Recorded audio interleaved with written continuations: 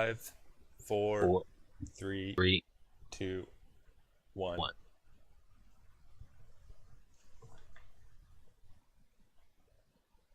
You are listening to the Overwatch Rundown, a weekly podcast covering the latest in the esports scene of competitive Overwatch. Today is January 28th, and we are covering Week 3 of the Overwatch League.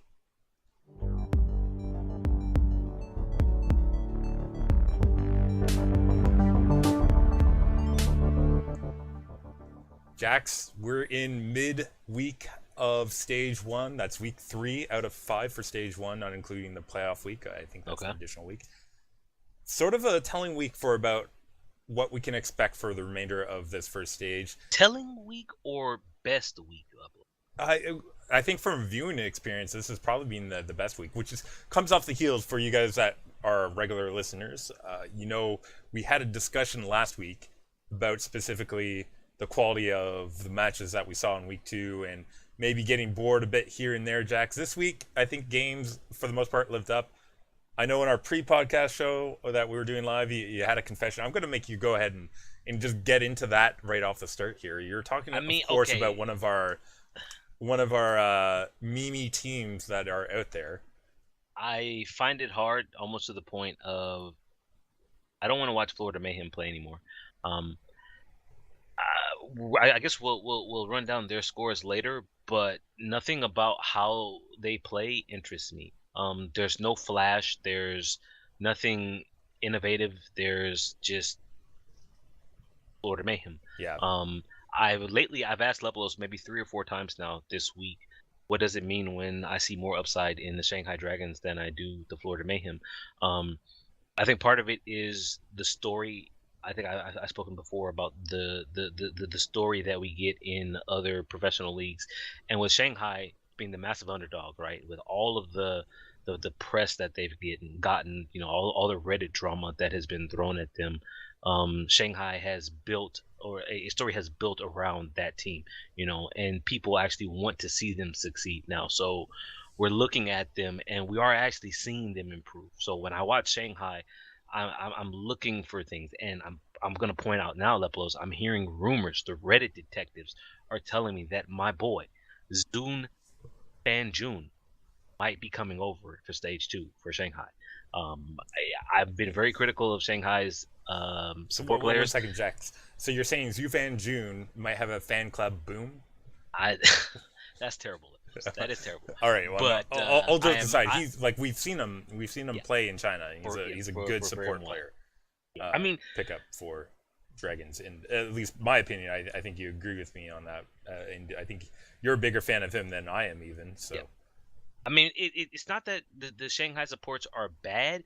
Like they're pretty good at killing. It's just positionally and game sense seems to be lower than where their understanding of the game is a little bit lower than where it needs to be. Yeah, I don't know if that's where the team cohesion and how the team as a whole is positioning itself. I don't have that kind of insight into the Dragons, but I look at the Dragons, right? Like I don't mind talking about the Dragons. I enjoyed their games this week, and I did in fact watch Florida. But for that second game of the week, I'm telling you, I listened more than I watched because it wasn't interesting. I don't know if you agree with that, but that's just how I feel. And going forward, with the limited time that I have, and with 12 different games per week to watch, and having to pick and choose, I find myself wanting to pick and choose, or pick not to watch, or choose not to watch Florida Mayhem. Yeah, I'm looking at the schedule right now for the future Florida Mayhem games, and while there are some lower ranked teams that they will play, namely San Francisco Shock. Okay, Libos, like coming up next week, right? They play the Gladiators, my team. So I'm gonna watch, right? Because it's the Gladiators. San Francisco Shock versus Florida. We'll see. Yeah, we'll see. Jax, so here they are. We haven't heard anything from management of their side. No changes, no signing of changes. Libos, signing period is open. But let's talk about that, because that is one other topic here that we can discuss. One team has made a movement, and that's to finally pick up AKM. And that was one of the lower ranked teams in the league right now, Dallas Fuel, securing a spot for a hit scan player. Jax, what's happening with Tayamu? I was very surprised. Like, I think the owner Hastro was posting on Twitter about it, and I'm like, AKM. I'm just scratching my head. I'm like, they bringing in hit scan. Like AKM recently was talking about, on his own Twitter, I think, or on his stream, about wanting to pick up Genji just so he could be, just so his hero pool has a little bit more variety to it. I'm saying to myself, taking all this into account, I'm like, why are they signing AKM? And then Lebelos, we'll run down the Dallas Field games later, but I feel like we can say now we didn't see Taimu. Yeah, Um, that's absolutely true. Taimu's not feeling so well, and I don't mean physically. I mean confidence wise. Clearly having issues with that. His performance has been affected, and as a result, Dallas Fuel, I think, performance has been greatly affected as there well. was a Twitch clip I linked earlier today on Discord, where he talks about just not being able to hit a shot on, while playing hit scan, and Sort of a dangerous thing to admit when you're a pro player and a streamer. And it's probably hard to not let little one-off comments get out there like that, particularly when you are going through some troubling times. And while he will get a lot of support from people, and I hope he listens to that, the truth is, for your opponents, he can also see the weaknesses of his playstyle and ways to I potentially mean, make use of I'm that and pretty sure exploit it Coach Kai in a game. Kai, part of it is we didn't see him as Coach Kai Kai felt that he felt as well that Taimu's hit scan wasn't there from scrim results, from maybe talking with him, and he had to make the choice because coming into Overwatch League, right, when they picked up Siegel and they picked up Custa, and we were looking at Dallas, a number of times we would ask between ourselves and on the podcast, do you bench Taimu? Like Taimu has been the face of Dallas Envy, his heroic hit scan moments in OGN, and even in the Western tournaments, or his McCree, or his Roadhog that has been so good. And we're saying, do they really bench Taimu? Because if you're going to run 2 DPS, you're not going to get rid of Effect. Effect is too good to be benched right now. Maybe he'll go through a cold streak, and they will. I doubt it. But if you can't bench Effect, then the only one you could bench is Taimu. And Yeah, now we're actually seeing it. yeah. And So the coaching side of the front office here for the field aside with time, their management decided to pick up a player, so they're making moves. We saw yeah, Dragons also bottom of the league making moves. Mayhem, we have yet to hear anything, Jax. This is what I'm interested to know about them. What do they plan on doing to try and shore up their team? Do they look at releasing their current roster and basically going with a completely new Florida Mayhem at release some the point? whole roster, Lepelos. If they were Wow. unwilling to break apart to form this team in the first place, the old Misfits team, and if they're only speaking their language and can't coordinate with other players from other regions, then it might be impossible to feasibly keep the Mayhem in its current form together, right? So I if mean, I you're don't. talking dropping players or adding in new players, can they work with it? These are all I don't know what the management see. The thing questions is, that we have no I idea don't know about. what the rules are, but I know these players have signed a contract, Yeah. so you would have to at the very least pay them for Yes. the contract that they have signed. Yes, Now and is it worth it? So this is a question to the management there. Is it worth it to pay through that contract and go ahead and find a new team uh, of people that can actually compete? Because right now Mayhem cannot compete. I mean, So see, I think part of the problem that I have with Florida and the team and management's decision to only keep 6 players, and I have to make the comparison with Shanghai because last week we talked a lot about Shanghai, and you gave Shanghai, you said, oh, come back to them next year is when you said that we might start to see Shanghai winning games or win a game, but I look at Shanghai and they're all really young players, right? And yeah, you see how they have culture. There's culture shock from them. A lot of them have never left China before, and here they are in Los Angeles, right? So it's acclimating to new environment and then just settling because they may not have they had land experience in China, but again, that's home. And here you are on the road. It's very different, and you see how they can improve. But when I stop right now and I look at Florida Mayhem, and you say to yourself, what can they do to improve?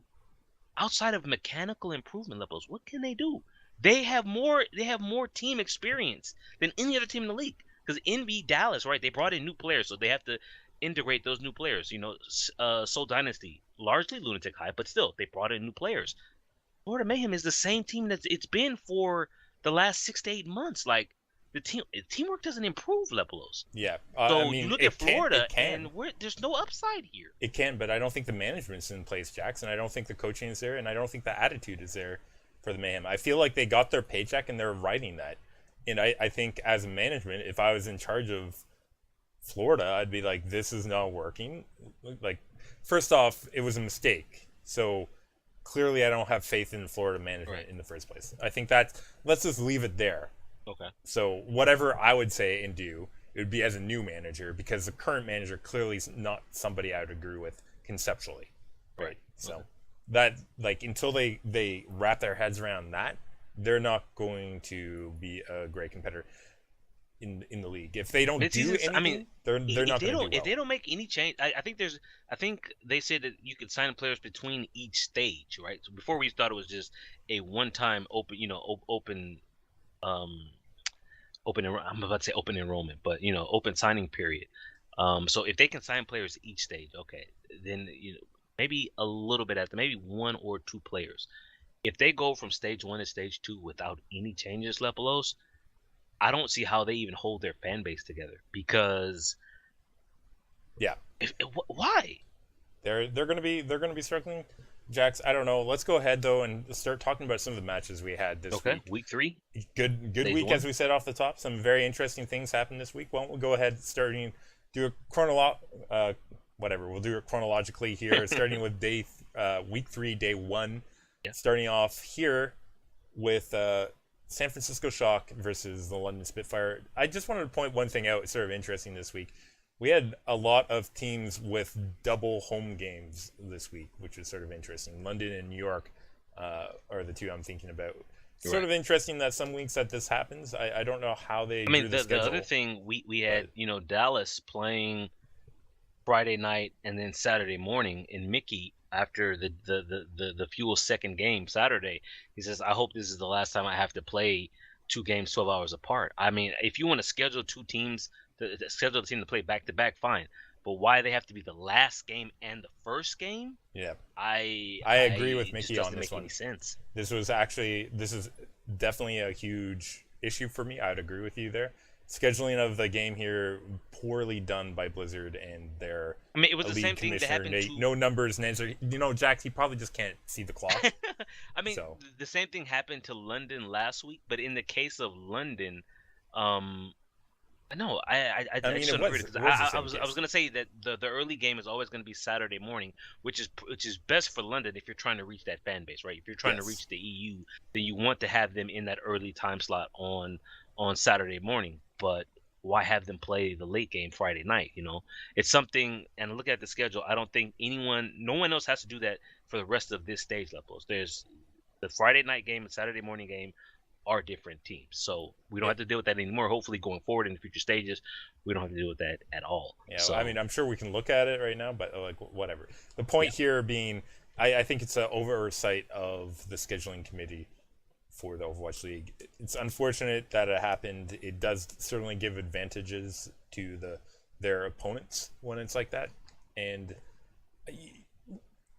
listen, I'm not trying to feed excuses. I'm not trying to feed excuses, Jax. I'm just pointing out, I don't care which team has to go through it, and I don't care if they win or lose both of those matches or either of those matches. I just think that's a scheduling mistake, right? Particularly because it's not even for everyone. It's not like everyone has to go through last night, first thing in the morning type of schedule, right? Where everyone has to do this. It's only certain teams that did this. 2 teams that have done this. Anyways, I can tell you, just briefly, stages 2 and 3. The only team that has to do it is the London Spitfire, and in the stage 4, no one has to do it. So in stages 2 and 3, London have Friday, Saturday, a last game and first game. So yeah, I think that's pretty plenty of time for that to be changed. Someone just has to take a look at the schedule, say, okay, this is done, a quick change, and there we go. But Lepelos, right now we're talking about London versus the San Francisco Shock.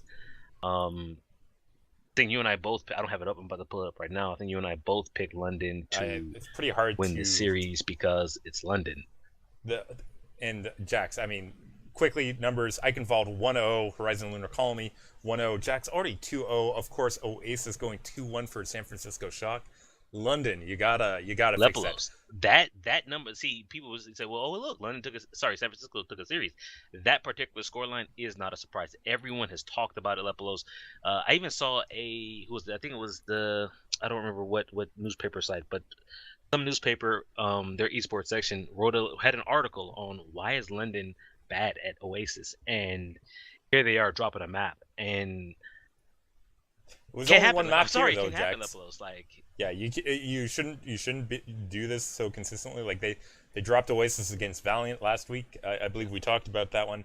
And then thankfully won out on Lijiang Tower at that time. But here they're no game 5 against San Francisco Shot. They do hold in the second phase against San Francisco, making that distance pretty easily. 2-1 victory here. Bedosin still on fire, Jax. One of the best Lepelos. end players in the I league. think we said in the pregame, you and I talked about a little bit. Perhaps the Zen right click needs to be looked at because someone get Jeff on the line. He might be doing too much damage. The Just maybe, the aside, of maybe. course, drama that we don't talk about was the flipping of the cam by Profit here by mistake. Let's move on from that though. It's not that big of a deal. Second match of the day: Dragons versus Dynasty. Dynasty clearly running their B team jackets. Well, what do you think about that? Bring out they had like Bunny out pretty much all the time. I mean, so you want these players to get, everybody talks about how important LAN experience is, right? So being the Shanghai Dragons, we're just being honest. There's no better team to get them LAN experience than here on, against the lowest ranked team in the league. What I do find interesting, the Lepelos, is let's take a look at the main tank here because we're gonna get into this later. For the Seoul Dynasty, we talk about the B team because you see Wiki, you see Bunny, you see Zephyr. They don't really have flex options for Toby and Ryu Jae-hung, so no surprise that they're there. But here's Miro Lepelos. Yeah. If this is the B team, Miro is obviously main tank for Hoontek High, one of the best in the world. The least at Winston, and here we find him playing alongside Zephyr, Bunny, and Wiki. So it's a little bit interesting. I think we can say Miro was going through a little bit of a lull prior to the preseason, even. So Yeah. I think that's continuing on. And I think Seoul Dynasty recognized that. Big story here, though. Let's go through some of the numbers. Nimbani 3-2, Yes. Anubis 2-1, Oasis 2-1, Dorado 2-1. And Jax, that sounds like I said it was a 4-0 for Seoul. No, actually, the last 2-1 was Dorado going the side of Shanghai Dragons. They took a map here, Jax. I didn't take notes on this game. I don't remember which map it is. I want to say it was Oasis Lepelos. We were one Mercy revive away from this going to a game 5. Whereas if Mercy's ability wasn't to bring back the dead, the Shanghai Dragons would have won because I think it was Oasis. I think it was the final. No, it wasn't the final map. Which map was it? Oh, it might have been Temple of. I don't know. It was some map. It might have even been Numbani Lepelos. I'm just saying they won because revive is a thing. Absolutely. If Mercy falls out of the meta, who knows? But Shanghai, I talk about the upside. This is it here. Now, people will say, Jax, okay, you just said that Seoul is playing their B team. That's Seoul's problem levels. Shanghai can only play who was put in front of them. Yeah. And here they took a map.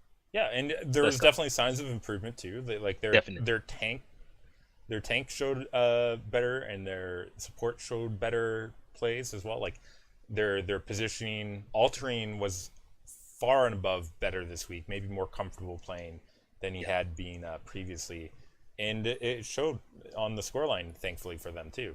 So they managed to take a map off of off of Seoul here. Seoul. And you got to feel good about that if you're And Shanghai. we're so close to a second map, so close. But because I know one of our viewers is a Seoul Dynasty fan, and he wasn't able to watch this; he was doing something else.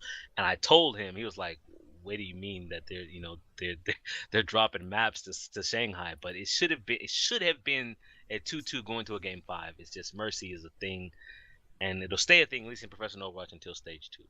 But here, Lepelos, final game of week 3, day 1 is our first feature game of the week. Battle for Los Angeles. My Los Angeles Gladiators versus the Los Angeles Valiant. I think I took the Gladiators when we did our picks last week, and you foolishly took the Los Angeles Valiant. Yeah, that's right. And of course, you're a big fan of the gladiators with shield You up, have to Jax. raise your shield I level. got you that emote onto our Yes. Discord servers specifically for you, but here we get to find out if they can hold up their end of the bargain here of holding your interest. Jax, if Valiant win this game, were you going to be a Valiant fan or you No, no, no. Listen, hold it fast? doesn't work like Hold. that. So I mean, like in Los Angeles, we're used to having two teams. You have the Lakers and the Clippers. I don't really like either one of them. But you can't you can't be that turncoat. You can't just flip your jacket inside out. Like on one side you got a shield, and on the other side you got whatever the Valiant icon is. I I don't mean, know. I don't don't they care. go together though? They're a No, helmet and no, a shield. no, Like I feel like they're related pieces no. of armor. So uh, no, not quite Lepolos. But here we start out on Eichenwald. I think I'm pronouncing it wrong because I think Zoe. Someone had a clip on Reddit of Zoe saying it, and it was like Eichenwald or something, and I was like, even know how to make those sounds with my mouth. But we start we'll out get on our linguist Eichenwald on that one, Lepolos. Jax. Actually, so send Toasty after that one. But yeah, we did start on that name we cannot pronounce with gladiators attacking first, of course. And well, I'll let you take it if you want because these are your guys going through the Valiant defense pretty well. I mean, it was 2-2-2 fair tracer for both sides. I always worry about Farah defensive Farah because you don't get the option to switch, and the attackers could easily just switch to some hit scan or multiple hit scans with Zen and Anna and just shoot you out of the sky. But the it was agilities and soon for the Valiant. It was sure for an Asher for the Gladiators. Sure for playing the Farah, Asher on the Tracer, just really back and forth. At one point, I think it was Agilities who used his barrage first at a key moment, and then Shoreford came in over the top, killed him, and that left the Mercy Unco vulnerable, and Shoreford just barraged him point blank. At that point, once your Mercy is down, there's nothing you could do. That left the Gladiators with 3 minutes and 20 seconds to push the second point. It's funny because how many times do you see a Farah who's doing really good, right? She's just spamming rockets basically and getting the damage in, and as soon as they press that Q button and they're stationary, they die, and from there it falls apart. And I'm always wondering, like, why would you ult? Like, just I get it, you have an ult, but I just want to see more Farahs, and I don't know if you agree. Just don't use it because I'm it puts you off. You're vulnerable. Like there's no canceling it. Maybe there should be the option to cancel it. yeah, I do think the meta surrounding barrages hasn't really been developed yet. As silly as that sounds, I Right. don't think they have it down. And I bet you sometime in the league, maybe it's after Mercy changes, but somebody will figure it out a little bit better than what they're currently doing. I know that sounds weird, but just think about Right. how far we've come in, say, like Pulse Bomb meta from, only putting it on tanks to now just tossing it at like weaker characters at all times. True. True. Um, True. but Um. I think the barrages, by and large, are ineffective, and I think their stats will show that. And I think until you see 1 to 2 kills being the average that you get with your barrage, Either hit or miss, man. It's either you die or you get like a beautiful 2K on both supports. Trading your life, but at least you got both of the enemy supports. yeah, Um, yeah, that's true. but I mean, the meta definitely should be you use a barrage, the Mercy either has to be down or you're killing the Mercy with that barrage. There's right. no reason to use a barrage otherwise. So Here on the Gladiator attack, though, they pushed it through second phase. Uncle went down at a very inopportune moment right before second. He had the Valkyrie. It's something to keep an eye out for yeah, with Uncle interestingly though, on Jax, the Mercy. Yeah. Kariv usually playing the Mercy. Hasn't he been playing that recently? I mean, the reason I'm surprised by this because I think I'm an Uncle fan. I think Uncle's the better Zen of the two, but perhaps the team just didn't like what Kariv was doing on Mercy. And here He's also a strong Zen though, of course, but I mean, he is. I just personally, I think Uncle is better. But it's the first game. They still got a long ways to go. The Gladiators had 90 seconds or a minute and a half to push the distance. 15 seconds left. Uncle down 99% on his Valkyrie Lepolos. But the key moment was in overtime. Agilities in the cleanup phase with the Genji. What happens? He dashes off of the payload That means no one is contesting the payload. Accidental C9. It's not, it wasn't, the classic C9 where they're off chasing kills. He just had to dash out because it was a little hot, and before he could get back, the payload went in and they capped out in overtime. Yeah. But the Valiant Lepelos, they go on their attack. Yeah, Valiant attack here. Gladiator, well, Jax, I'm gonna try and shorten things up. I know we're doing full, but I'm still just gonna really shorten up. That's fine. Gladiators, well, they managed a bit of a hold. Their main hold of the map coming on the bridge play in order to secure themselves a win here, Jax. It looks like the Valiant have a bit of an issue with this area of the map, to be honest. They have an issue with the area. They have an issue with their ultimates. I think it was about 30 seconds left on their attack Lepelos, and I'm looking at it. I see Karib has Transcendence. I see Fate had. I want to say Fate had the Primal Rage, and I know Agilities had the Dragon Blade. And I'm thinking they just lost their Mercy Uncle, if I remember correctly. And I'm saying to myself, 30 seconds. That's plenty. That's enough time to just reset. Let's just back out and have one solid push instead of trying to keep this rolling fight going where things are out of pace. But Fate, he starts to go down. He has a Primal Rage up. Karib at that point pops Transcendence to keep his tank up.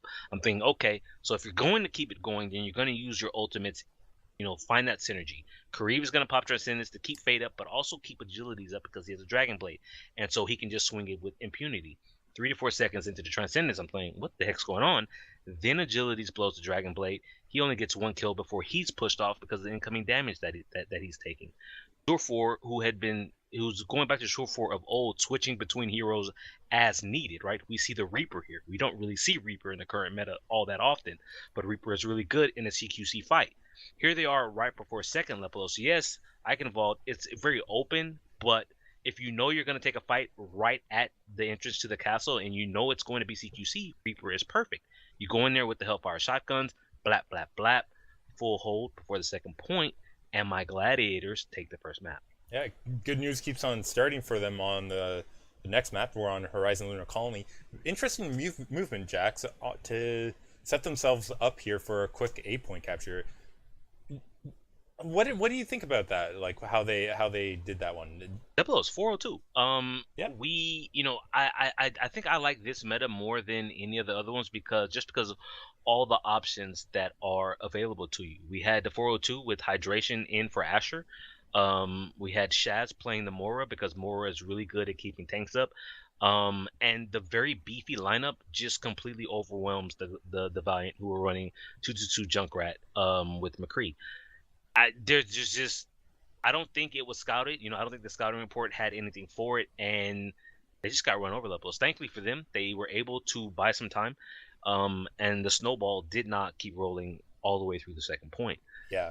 Instead, actually, though, Gladiators do manage to cap out with some, I believe, like 37 seconds. Yes. Yeah. So they do capture it out late after. They bought over 6 minutes of time left. They bought about 6 minutes time. It was good. I mean, 2 CP defense on B point, Jax. Who would have thought you could buy a lot of time on that point of Horizon Lunar Colony? Gladiators. Let's go ahead and talk about their defense now, running the defensive Sombra for Surefour, and how that played out here against the LA Valiant. I don't think the Valiant were expecting this at all.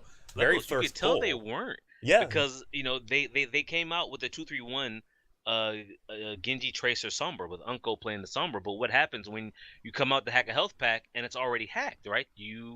Okay, I'll go back and switch. And at that point, I have her in my notes. What was the plan B levels? Because if you jump to the end, and I say jump to the end because they never get past the first point, they were full held. Like they didn't know what they were gonna do. Yeah, it was one of these like it was a whole round of indecision, 4 minutes of indecision basically. Jax is how I'd round out this Horizon, and we have Gladiators going into the break with a 2-0.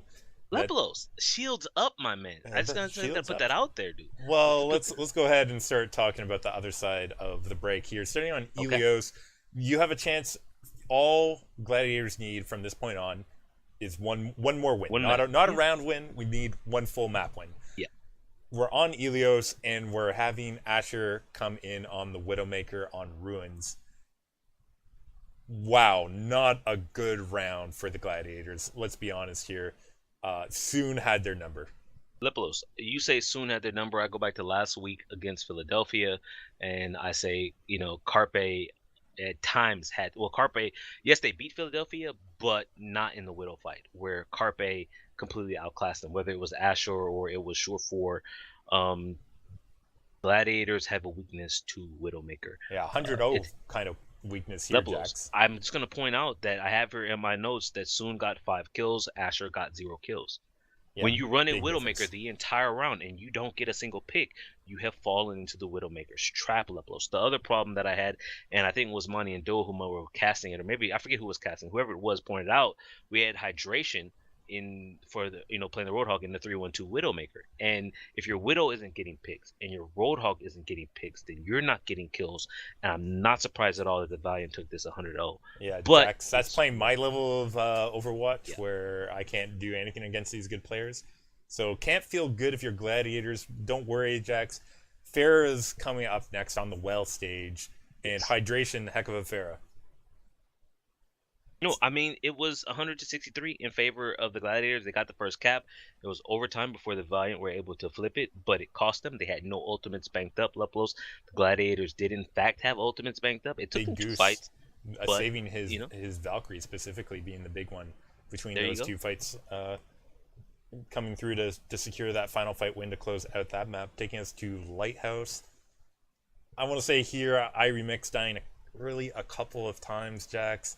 We've mentioned a couple times in the earlier weeks about getting a little aggressive or out of place. I think it happened here a few times. Big There Goose, was sound barrier maybe unneeded at one point of their defense.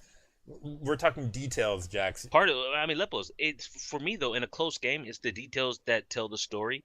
The fact that you said Big Goose's sound barrier wasn't needed, I kind of want to say his Lucio wasn't needed. You're running 2-2-2 Fair Tracer as same composition as your opponent, except your opponent is running Karib on the Zenyatta, where you have Big Goose on the Lucio, and it's telling. I think in the current meta, you get more from a Zenyatta than you do a Lucio. It's something I'll be bringing up again in our next feature covered game. Yeah, But it was what 71% before the Valiant were able to were able to take it. The Gladiators, they couldn't win scrappy fights. What helps you win scrappy fights, Lepelos? Discord, extra damage, extra right click damage from your Zen. Fate, Monster, Winston play, getting a 3K, including Shaz on the Mercy.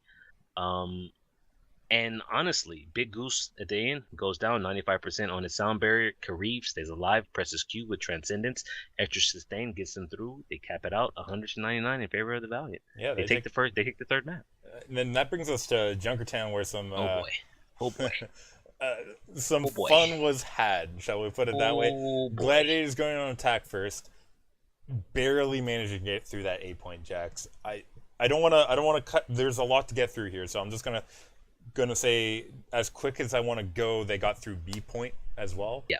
Uh, I just no after defense this, there. I just want to give you a few numbers after we get Okay, through okay. this attack. Bishu in the third phase, he had two kill self destructs, Jackson. I know Random. one of them Random. being random. It's just no cover there to get away from that. But anyways, that allows Gladiators to push through in OT and get the final point. Important that they do so because Jack's Valiant attack, while struggled a little bit in the third phase, able to get through with 53 seconds on the clock. So I do want to say here, Leplos, I talked about the Widowmaker on the Ruins of Ilios and how bad they played against the Widowmaker, or played Widow against Philadelphia last week. Here is more of the same. I think I had here, it was 2 minutes before Asher got his first kill on the Widowmaker. He did, in fact, kill soon. It was 1 minute and 40 seconds left when he finally got Widowmaker's ultimate, Lepelos. 2 minutes and 20 seconds to build the infra side. I'm sorry. That is just, at some point, you just have to admit that your Widowmaker is not good enough to be played at the current level. And Asher, for whatever reason, is not willing to admit it. And it's kind of hurting his team. As far as the Gladiator defense goes, when they ran dive defense, I'm still sitting here 4 days later, scratching my head, wondering what they're doing, Lepelos. If not for Bishu's heroic 3K self-destruct, in the final few meters of the final stage, the Valiant would have had, 2 to 3 minutes left on the clock for their second attack. It's just, absolutely. and Bishu's, I saw it later. He did this little twirl. He flew up. He did a little twirl like a ballerina, Lepolos, and pressed Q, and he killed 3 people. Now people don't say, Jack, oh, that's not random.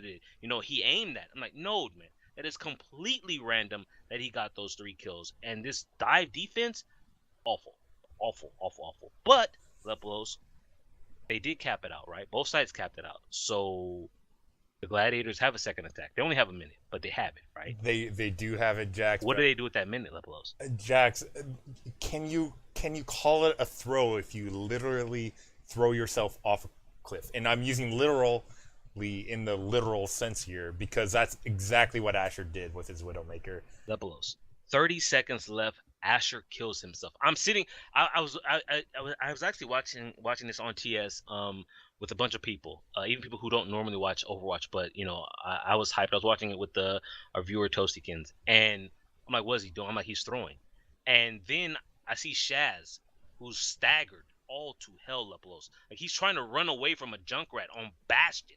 Like, does Bastion run very fast, my dude? No. I'm saying to myself, oh my goodness, what is going on? Asher then, he comes off of respawn having killed himself. He dies to Envy on Roadhog. Big Goose pops the Valkyrie. This is the final moments of their attack levels. Big Goose pops the Valkyrie, revives Asher. You know what happens? He gets headshot by Soon. He is down again. Big Goose, what happens now? Uses his second revive on Asher. So this is 3 lives for the guy, Lepolos. And you know what happens? He dies to Kareev, who right-clicks him on Zenyatta. What are you doing, man? Just done, First Jax. you kill yourself, then you die to Roadhog, then you die to Widow, then you die to Zen. What are you doing? I believe that's called tilt at that point, Jax, and it certainly looked like that as Gladiators unable to get anywhere on their attack. Makes a very easy Valiant attack, particularly when Gladiators still looking stunned from their awful attack there. Stay all the way back, give room for Valiant to push through and take the map. They basically gave the map up. They didn't even engage on defense until the payload was 5 meters away. And when I say engage, you know what happened? iRemix, who was playing Orisa, he got halted by the enemy Orisa, dragged out, and then he got hooked. And his body was physically pulled towards the payload where the Valiant were, and they killed him. And then they killed the rest of the Gladiators who were too stunned by what happened on this map. I have no idea what has happened here, Lepolos. You're in shock about this, and not the San Francisco is playing shot. Widow again. That was Bishu is now playing Roadhog. Bishu. It was definitely a brutal what map. Is this? It was. They were sort of fortunate to get through. In the end, again, Bishu being the only upside here with his random self-destructs, as you would call it, Jax. But unfortunately, not enough to really stop the Valiant here. Asher got a pick, right? Here on defense, he got a pick.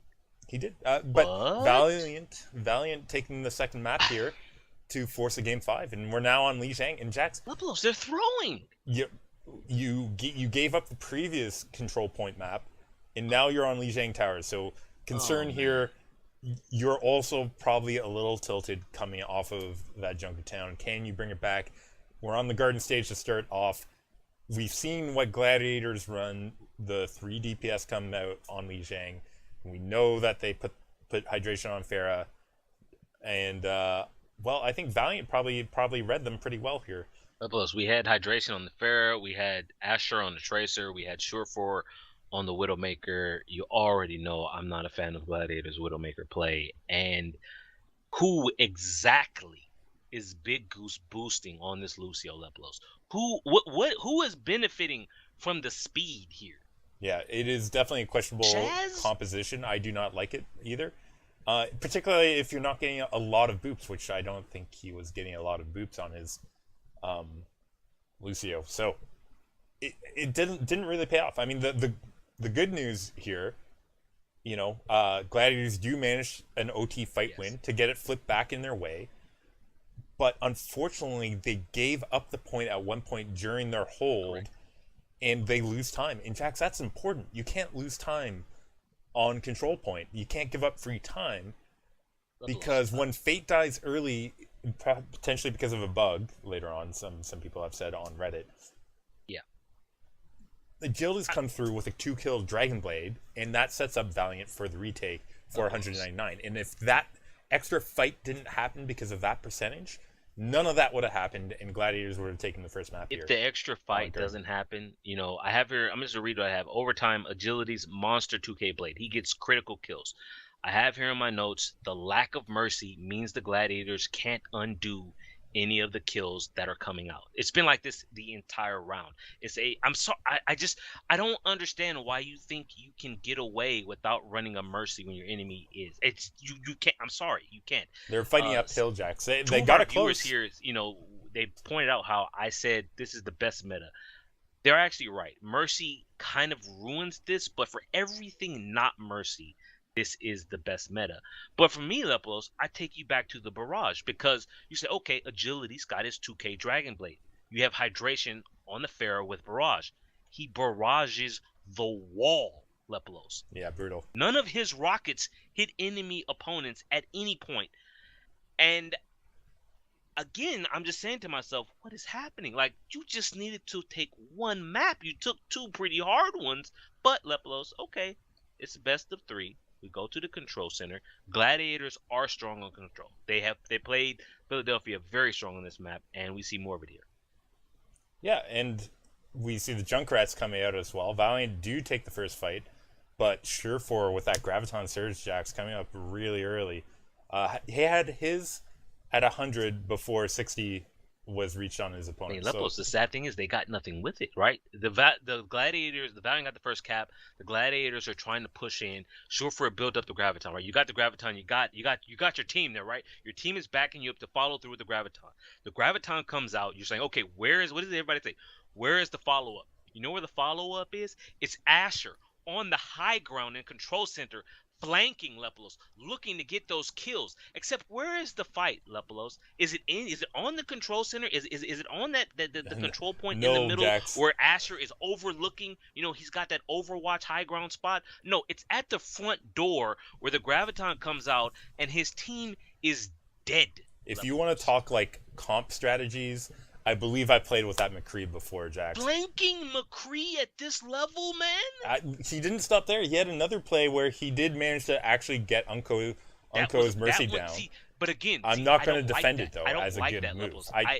It worked, but please, man. High it could risk. very well have been a waste of time. Yeah, he got sort of lucky there, and it could have been a waste of time depending on the route that they took. In any case, the true story of what came through here was Remix landing a fire strike on Unko's Valkyrie.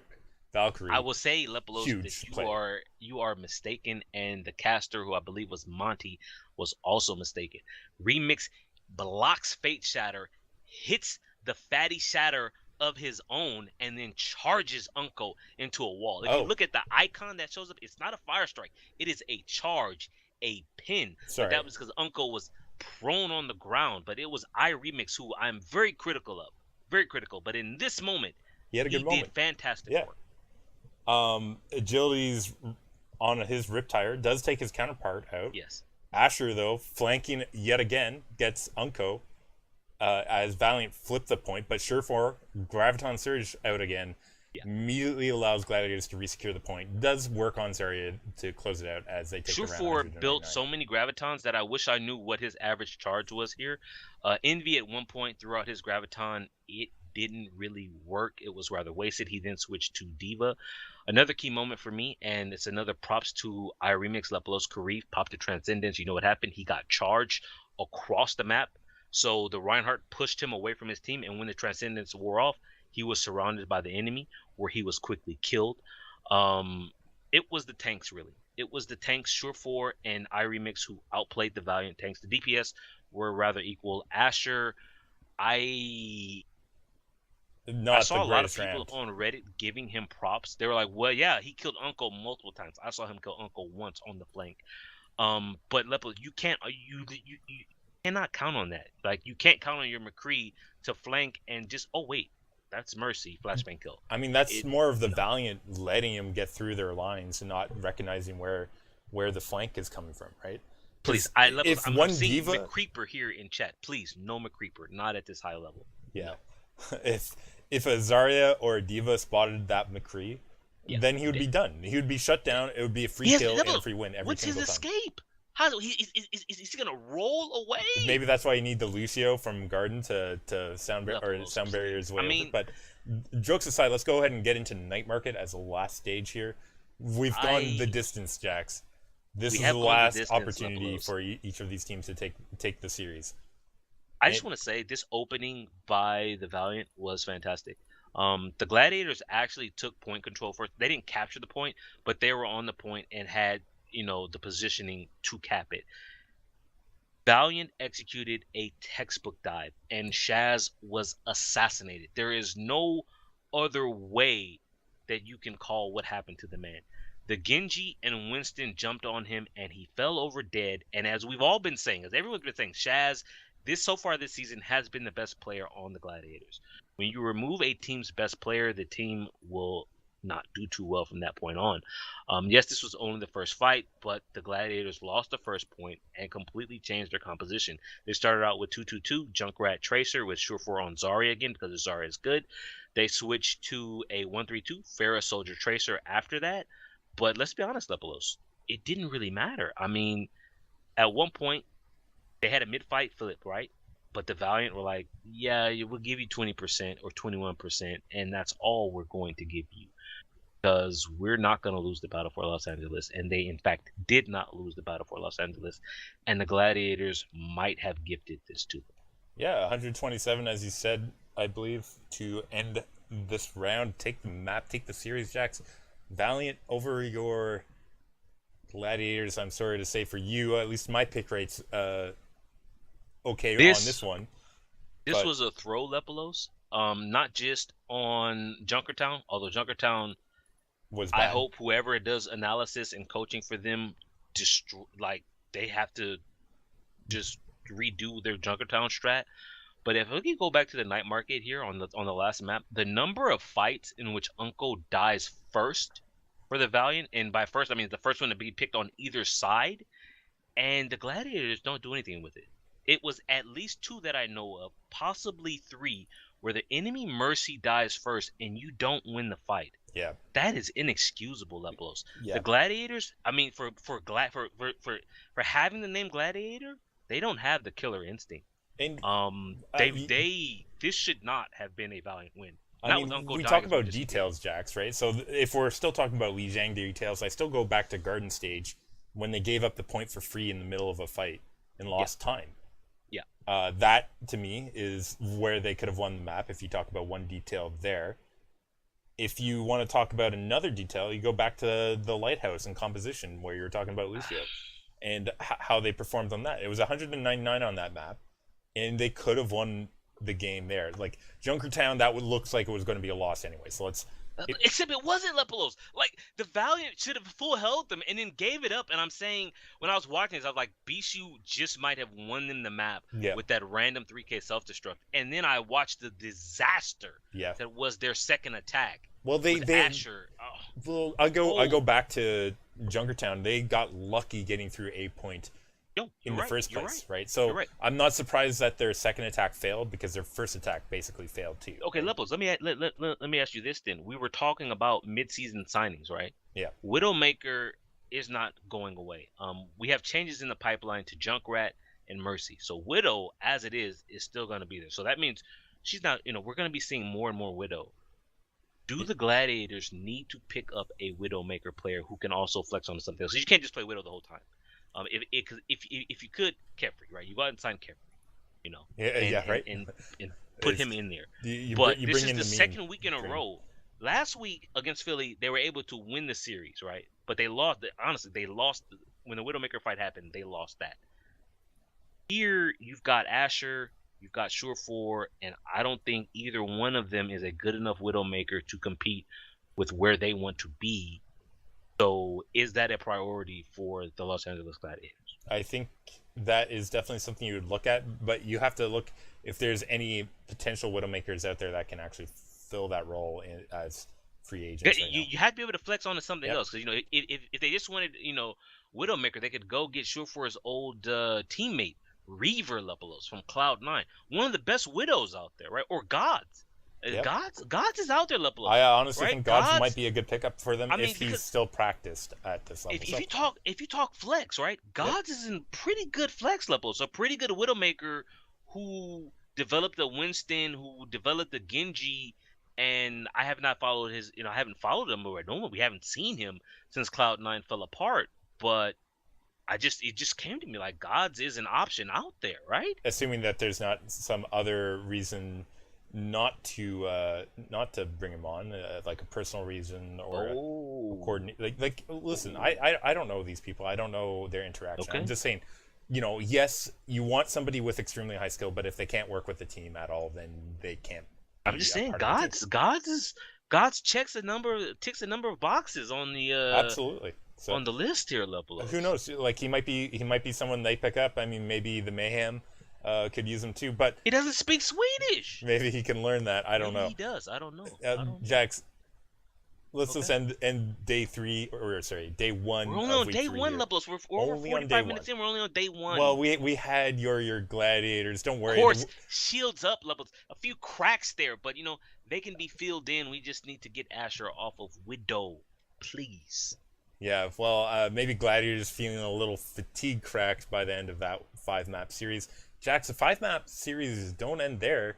Next day, we have Boston versus London starting things off here. This is London, Lepelos. We already know this, man. Yeah, right? I picked London. I believe you picked London. Yes. A little concerning off the start here, though. Nambani having to go to a 5-4 scoreline. Great start for Boston just to force that.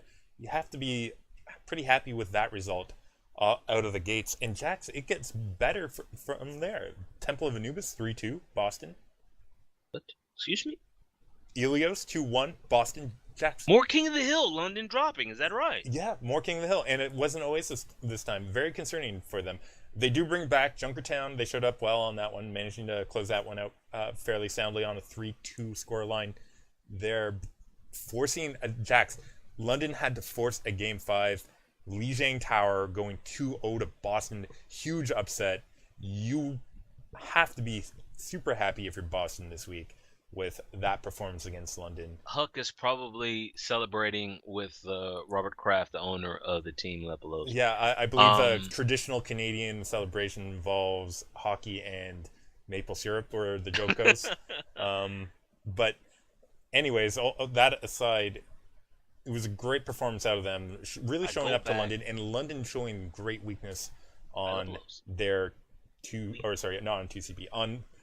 They did lose 2CP, but they also lost their control point. And that's, to me, the defining map. How many times do we have to say this? Right now. How many times do we have to say you cannot see the game mode to your opponent, Lepelos? Yeah, and here coming true and biting London in the ass. To be honest. They lost this round. They lost a series here to Boston, and that is a huge upset for London. And Jax, while we're speaking about day 2, let's go ahead and get into the next game. Philadelphia Fusion taking on New York Excelsior. Lepelos. Wow, I'm sorry. I'm still surprised by London losing a game to Boston. I'm not taking a look at Boston. If they're producing like this, this is only 1 week, right? So we was saying on any given Sunday, or I think this was a Thursday. On any given Thursday, you can beat anybody. I mean, just a reminder: Boston did lose to Shock 3-2 on the 20th on the Saturday. So they come back out, and on the following Thursday, upset the Spitfire. So, Jax, quick question. They also lost 4-0 to Seoul. So you lose 4-0 to Seoul, you lose 3-2 to San Francisco, and then you come and beat London, who at this point, I was thinking London was playing better than Seoul, Lepelos. And yeah, same.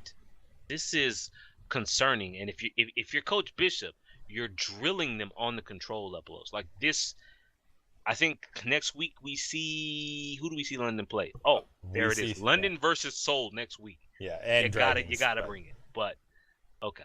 Here So you're telling me I've got Philly versus New York. Philadelphia, the previous week, Lepolos, they beat San Francisco 2-1. They lost, of course, to my Gladiators 3-2. New York is playing top 3 level, top 2 level now with London showing weaknesses. New York probably stomped them. yeah, so here we have Philadelphia taking on New York. Nimbani 2-1, pretty sound Okay. defense coming out of the New York Excelsior, holding rarely in that second phase of Nimbani.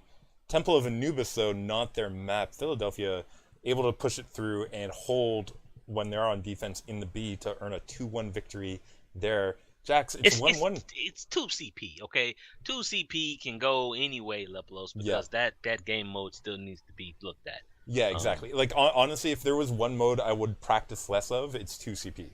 right. Like I know we say don't give up a game mode, but I'm saying the importance of control point really there. And Jax, this time the circle jerk of Pine couldn't actually come out because NYXL not bringing out Pine for Helios or at all this week if my memory's correct.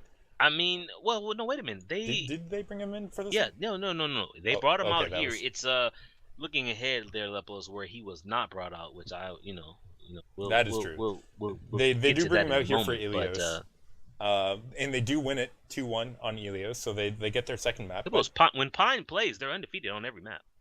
that is true. Maybe that's why they like him so much. Anyways, Jax, let's go ahead and talk about the fourth map, Dorado.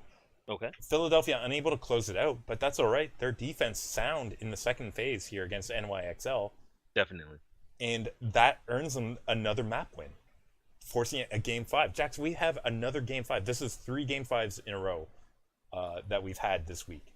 And here, it's Lijiang Tower, no Pine in this time. And what happens? It's a 2-0 victory with the Shadowburn and Carpe doing serious work here. This was a mistake by the New York Excelsior not running Pine on control. Clearly, big Lepos, boss Pine or whatever jokes that they want to put out. I really wish I had a contact here who could tell me, although they won't because they don't want to make that information public, but I don't understand why they don't run the guy. Like the team looks so good with him, he looks so good, and yet he only plays one map a series, and I'm just why? I wonder if Why? there's Of like course, wrist issues or something like that. I know Flower has the wrist issues, Yeah, that's true. but it's just congrats to Philly, but then Lepolos, I have to ask you. You can lose to the Gladiators in a best of 5, and then you beat the New York Excelsior in a best of 5. Do we stamp them with the middling yet, or could we say maybe I don't know if you agree with this? Philadelphia plays to the level of their opponent, and sometimes it's just not good enough as it was against the Gladiators because how else you like if you take a look at this, right? Their first game they played week 1, Philadelphia versus Houston, they won 3-2. I remember that series. It was probably the best game of the week, right? Yeah. Then they played London the second game. They Got lost destroyed. 4-0. They got stomped. So you go to week 2, they beat up on San Francisco 2-1. Okay. They lose to the Gladiators 3-2. And now we're here in week 3 and beat New York? Like they're all over the place. I think the answer is yeah. They play to their opponents, and they're as streaky as Carpe and Shadowburn are, right? So we Shadowburn know with some mod levels. Let's be real. Shadowburn put the team on his back to get this win, and if I guess I'm jumping ahead. He really put the team on his back in their next series. yeah, Like this is Shadowburn of old, where he's best just Genji killing in the whole world, teams. Jax, like best Genji in the world again, and Oh, Arhan has something to say about that. well, 1v1 Shadowburn, please, for my entertainment. But You know what? They interviewed Shadowburn after I think it was the next game, and the interviewer asked him, "What would if you took all the Genji players and you made the best Genji player in the world, what would that be like?" He said, "Unpredictable. yeah, You would do every time you engage, you would do something different." yeah, absolutely. I think he has the proper mentality because, like, I can tell you that, like, particularly for a high mobility class. So Tracer is the same thing would be true of a Tracer, particularly. Right. Maybe to a lesser degree Pharah as well. But Pharah is more about mechanical aiming and prediction that way. But particularly for Tracer and Genji, when you have high mobility heroes, so Doomfist actually applies as well. Predictability is the enemy that you're facing, right? Like if Right. you do the same thing every time, the opponent learns your patterns, even if it's not like conscious for them. You know, they might be highly mechanical and learn things organically or whatever you want to say it, however you want to say it. But if you do it predictably, they'll learn those patterns and Yeah. they will learn to shut you down, particularly at these high levels. I think Genji particularly would be a good player to have that high unpredictability, particularly because you have the ability to get into the air off of double jumps and wall climbs in a way that you don't as tracers. So I think that's a great saying by him, and I think that mentality might be why he is coming back into vogue on Genji and Man, doing look, so look, much work. we were talking in the pregame about historically great DPS in Overwatch and how some of the historically great players are struggling, or we perceive them as struggling. You have Surefour, you have Taimu, you have Tavik. Although I don't really know if Tavik is struggling or if it's just the entire team with him. But then let's say if we throw Shadowburn into it, Shadowburn is not having those problems that they're. Maybe he is, right? Because we're just talking about how the lack of consistency that we're seeing with them. But I'm seeing more glimpses, or of the old Shadowburn that would just crush teams. Um, Yeah, I mean, I truly believe that the Philadelphia when their DPS are allowed to do their own thing and the enemy gives them a slight room right. to capitalize on a small error, Philadelphia is the number one team at capitalizing on opponents' error when they're playing their game. Now, Jax, I, I have to qualify this because I Okay. said when they're playing their game, I absolutely believe, as you said off the start, they play to the level of their opponent. We'll come Yeah. around back to that That's a shortly. mental thing. That's a Let's go mental thing. ahead. That's a coaching thing that they have to work on. But Yeah, congrats. I mean, huge win here. huge win, two Huge upsets win in to a take row. a game off. I say take a game. Jax, Take the series off of New York. I think this Wow. was a wake up call to the Korean teams Right. right here. 2 games in a row that they lost in 5, and yeah, they're a close series, and whatever you want to call them. And yeah, Levels to Boston and Philly, teams who we, along with the community as a whole, were highly critical of yeah, when these rosters were announced. yeah. And to be honest, this has earned both of these teams places. Listen, I'm going to say middle. I don't mean middling, but it's earned them places in the middle of the pack, right? From like your Yeah. expectations of them now have moved up in the ranking because of their performances, and yeah, it needs to reflect how they've performed. And I think that's pretty fair to say of both of these teams, right? Now, obviously, they've also had their own failings. You know, Philly losing the Gladiators and coughing that one up, and Boston losing the San Francisco Shock. Keep that in mind, right? Fusion also making it close between Shock in week 2 as well. So Yeah. they're not out of the woods, but they have potential, and that's what you like to see about teams moving up. You want to see them Lepolos. take So the you're game off some of the top again. teams. I'm just gonna use this word again. Upside Lepolos, right? What is the potential for Florida? Uh, Okay, might yeah, as well move on to the next game. have What is our next game of Jax, the week, this is not going Lepolos? to take long. It's Houston versus Florida. This was a brutal match. Uh, I wouldn't ask anyone to watch this. Let me run down the scores. All 4 maps going Houston, so I'll just make it quick. 2-1 Nimbani, 2-0 Horizon Lunar Colony, 2-0 Helios, 3-0 Junkertown. Jax, the only good thing I can say for Mayhem in a map is that they got 1 point. Horrible performance out of Mayhem. Jax, I don't want to talk about this. We've talked about them 2 or 3 times. Okay. They still have a second game this week. We can talk more. Let's move on. Day 3. New York Lepolos, Excel. day 3. This is our second featured game of the week. Then. Yeah, right. Starting off the day 3, we had Seoul Dynasty taking on the quote unquote home team, New York Excelsior. This is the So matchup Seoul that Dynasty, the only unbeaten team left in Overwatch League. yeah, this is a chance to try and defend that title. NYXL Okay.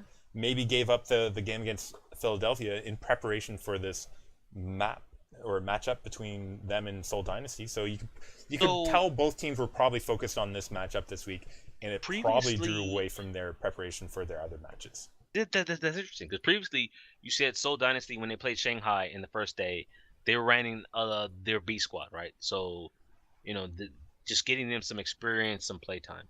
The only reason I bring this up, I'm looking at the Seoul Dynasty lineup here. Fleta, let me go. I have a Fleta, Munchkin, Zumba, Toby, Ryu Jae Hong, and Kuki.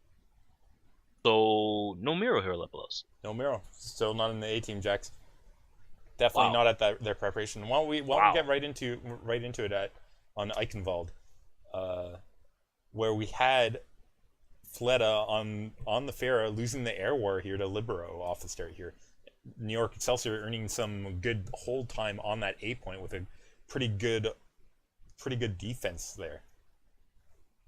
Defense continues in the second phase with Sibalbi shutting Fleta down pretty significantly in this phase. Fleta Fleta got a few picks in the second phase, Lepelos, He but it was did. always after the fight was already determined. So his That's team like is dead and respawning, and then Fleta would get a pick, and then Fleta would get staggered because, well, the fight was over. this is Um, like I think this is nerves. Like they're not playing their game, and Fleta Nerves, Lepelos. This is a absolutely. lunatic high. This is probably their first like match in a while where they had the week match earlier in the week, and this is Okay. like the big show match, right? For them, Okay. they're like, this is the first time we're playing another Korean team. We need to show up and really show that we're the top Lepelos. dog here, and they're One not. point, 1 point and 114.72 meters.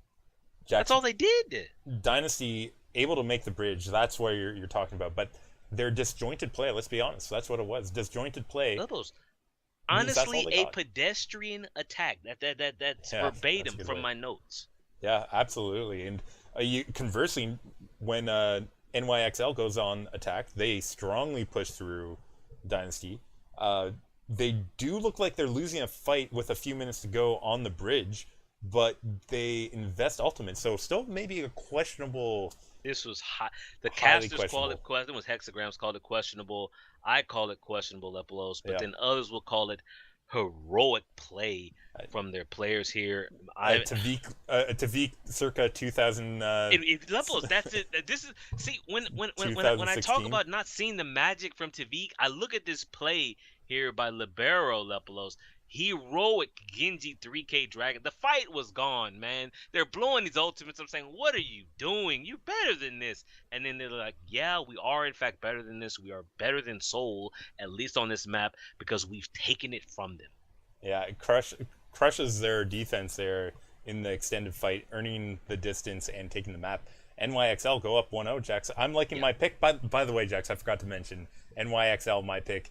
Dynasty were your pick for this one. Lepos, I had to go with the proven talent here, man. The results. The I only undefeated team in the Overwatch League. How am I supposed to pick against that? Yeah, no, I mean, you guys can go back and listen to our previous podcast where we had the picks. I went through my explanation of why I thought NYXL was going to win this one, but let's go ahead and talk about Horizon Luna currently.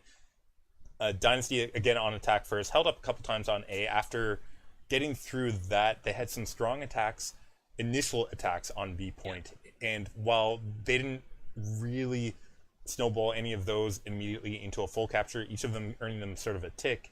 It was a pulse bomb that was missed by Sabalbi, sort of only ultimate that was ready from the side of NYXL, allows Dynasty to cap through B point with 2 minutes and 30 seconds left.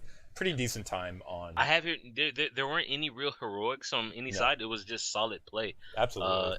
Interesting to see the Sombra from Ryuje Hung here. I think they executed on their attack what the Valiant wanted to do against the Gladiators, except Surefour had already picked Sombra on defense and had already hacked the health pack. So I'm imagining that this is what the Valiant wanted. It just didn't. It just wasn't executed. Yeah, if But you talk good about work lack of here. execution, Jax, let's go Yeah. ahead and talk about the Dynasty defense trying to deal with 402. That's four Lepos, you say tanks that. The Valiant attacks. had the same problem. 402 against them on the first point. What happened? They got run over. Yeah, and that happens here. It's too beefy. Not only on A point, but they Dynasty losing out on B point defense as well pretty quickly to NYXL, The letting a the capture timer of 5:30 go through. the Jax. XL execute. So to go back to the other series, the comparison that I make here, the execution, how Soul executed the Sombra better than the Valiant did, and now Lepelos, the Excelsior executed 402 better than the Gladiators did, because the Gladiators were not able to snowball first into second. The Excelsior here, I mean, just a freight train. Sorry, Soul. Yeah, Run over. They're done. absolutely. So Dynasty having to go on attack first. they managed to get a point pretty quickly, and that's in part because NYXL, in a losing battle, granted, did not manage to stay on that A point Yeah. really at all during the fight, and that gives Dynasty free time. Important because That was like a Dynasty, rolling C9 Leplos where it just wasn't, they just forgot that the capture point was there and they would go back and then, well, okay, let's yeah, take a and little bit here, a little bit there until, oh, we got it. yeah, Okay. and then what happens is on that B point attack, Dynasty able to make a little bit of room for Fleta to start warming up on his Widowmaker on the upper ground to free cast up there a little bit.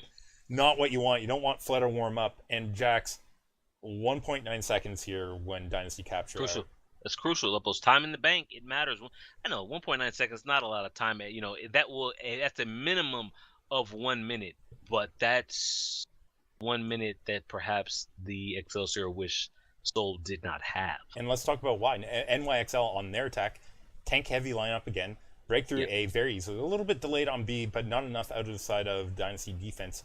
NYXL, minute 35 on the clock when they capture through. Yeah.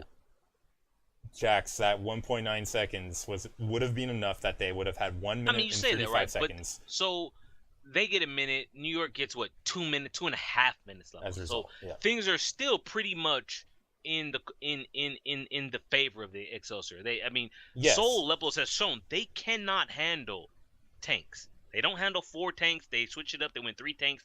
It's more of the same. Soul's gonna have to figure it out. But before that, Soul's got to run this attack. They have a minute to go.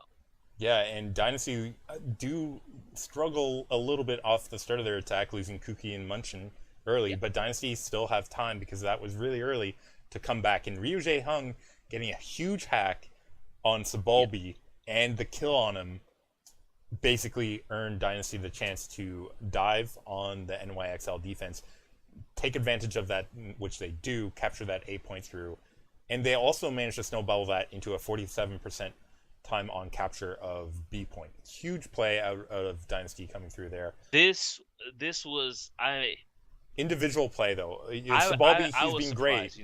Libero, he was switched from his Genji to his Junkrat. Toby went down on a second point. Jae Hong went down 94% on his EMP. I'm saying they've lost Mercy. They lost Sombra before she could get the EMP.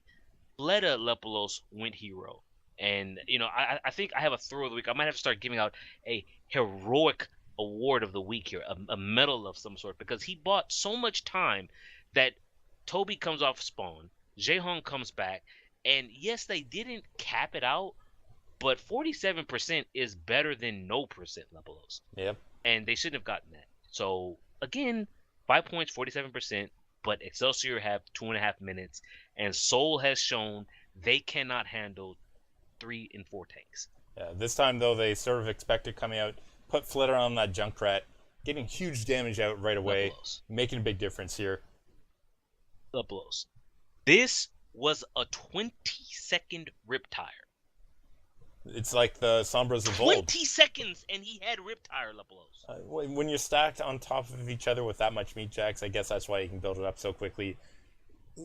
NYXL Riptire comes out. You know what happens? He dies with the he's controlling the Riptire. By the way, like the tire. I'm sorry, Lepos. If the Junkrat dies, he shouldn't be able to control the tire. I'm sorry. It makes no sense, Lepos.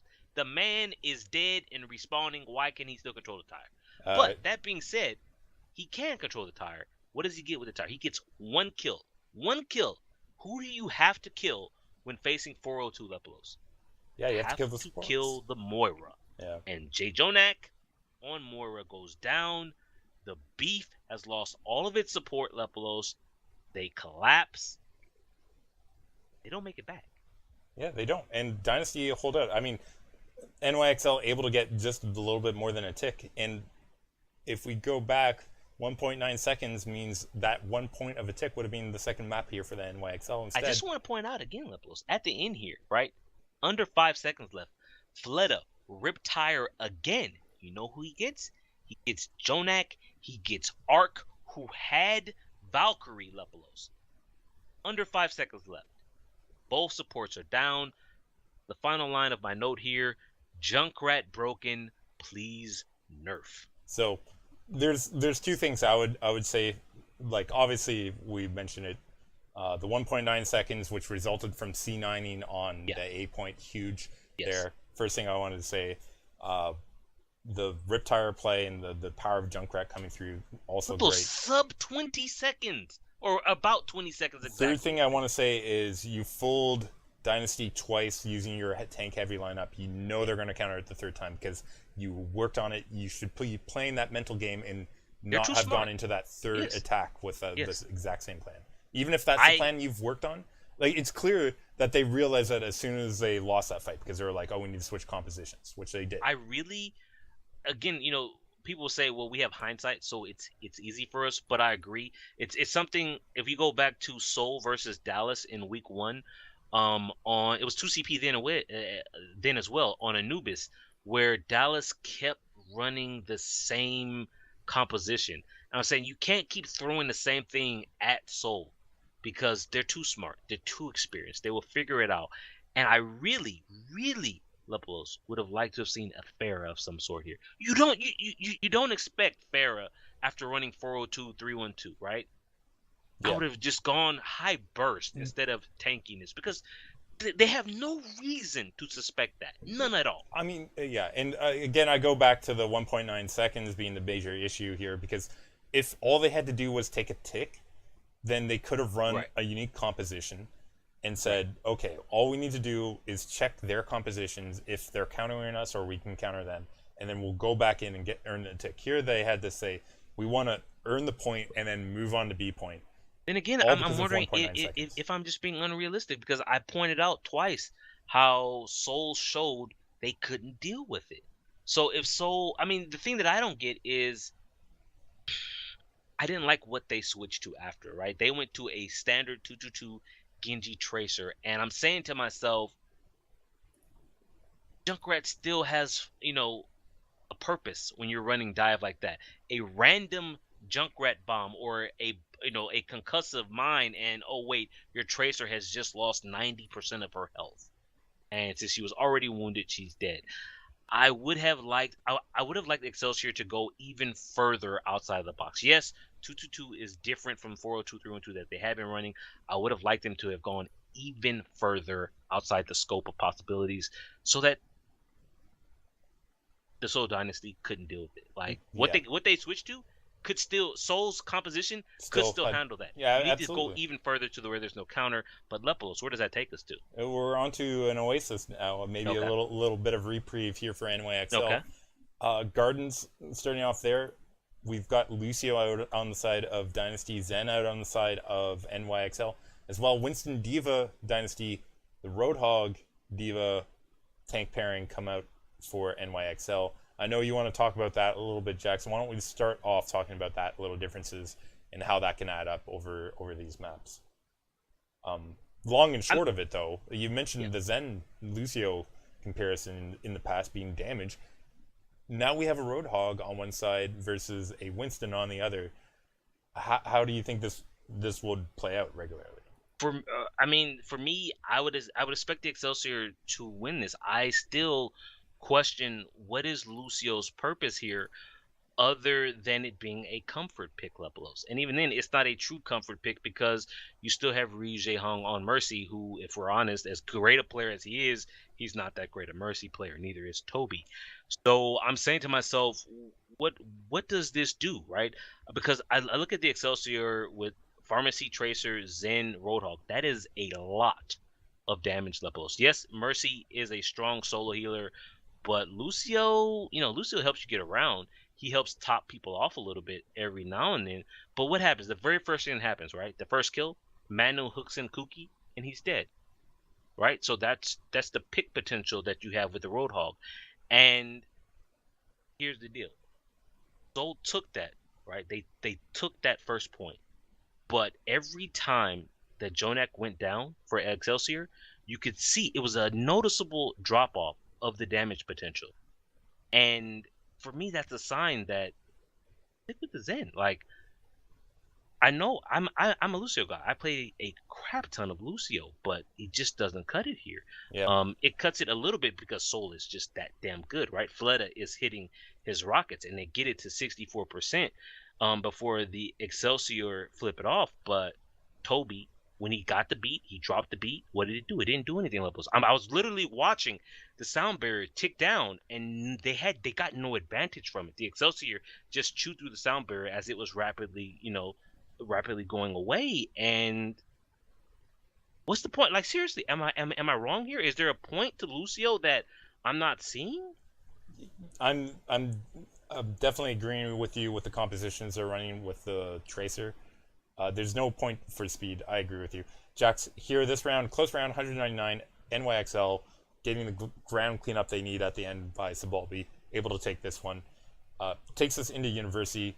Not the greatest performance here coming out of NYXL, despite Jay Jonak doing his best. What a early on in snipe, the fight. Lepelos! What a snipe by Jonek on the Toby's mercy. Yeah, great way to secure the first fight, but then Dynasty come in right back in, take point right back, hold on pretty much for the end, where NYXL forget to touch point. That was actually C9. That was This one was worse than the Horizon Lunar Colony 8-point fight. Maybe a little bit. I don't know. I still think the Horizon Lunar Colony 8-point fight was pretty bad.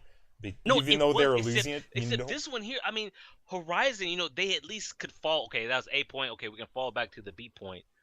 There's nothing to fall back to. The round is over. Yeah, they had the timer down. They should know their timings. Yeah. It wasn't there. Though we got to have a third map here on Oasis City Center. And Jax, as bad as things went for NYXL on University, Dynasty here not doing the work they needed against NYXL on City Center. The difference between Lucio and Zen was highlighted here on this map. They had one mid-fight flip that the New York XL gave up, and they held it for about 20% as the fight, rolled on to its conclusion. And then Excelsior were like, we've got more damage, we've got better focus, we win, we will take Oasis from you 2-1. Yeah, pretty sound round. I'm sorry here, Lepelos, at least on the Garden phase, they were able to play it off like Fleto was doing serious work with his Pharah, and the damage was there. But here on the City Center, they just do not compete. Yeah, ground war was easily won here by NYXL. Let's go ahead and get into Junkertown.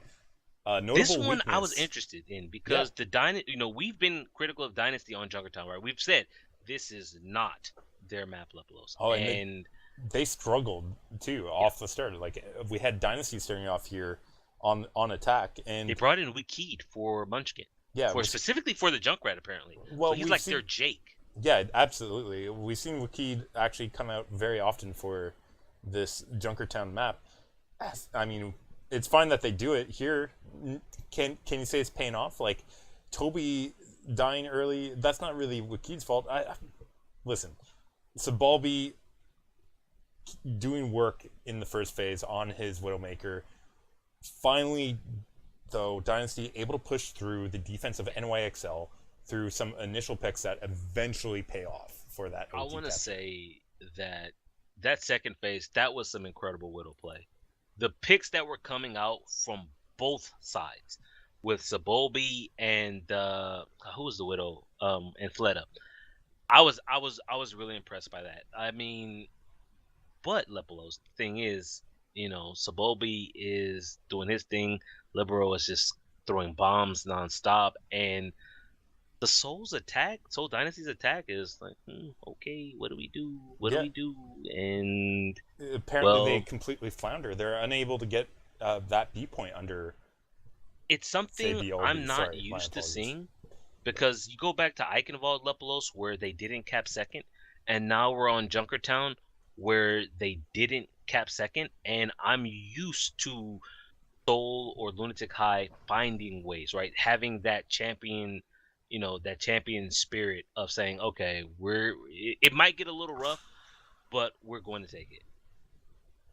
Yeah, and unfortunately it wasn't enough to take them in the third phase here, though. NYXL, though, horrible. Like, we talked Dynasty attack.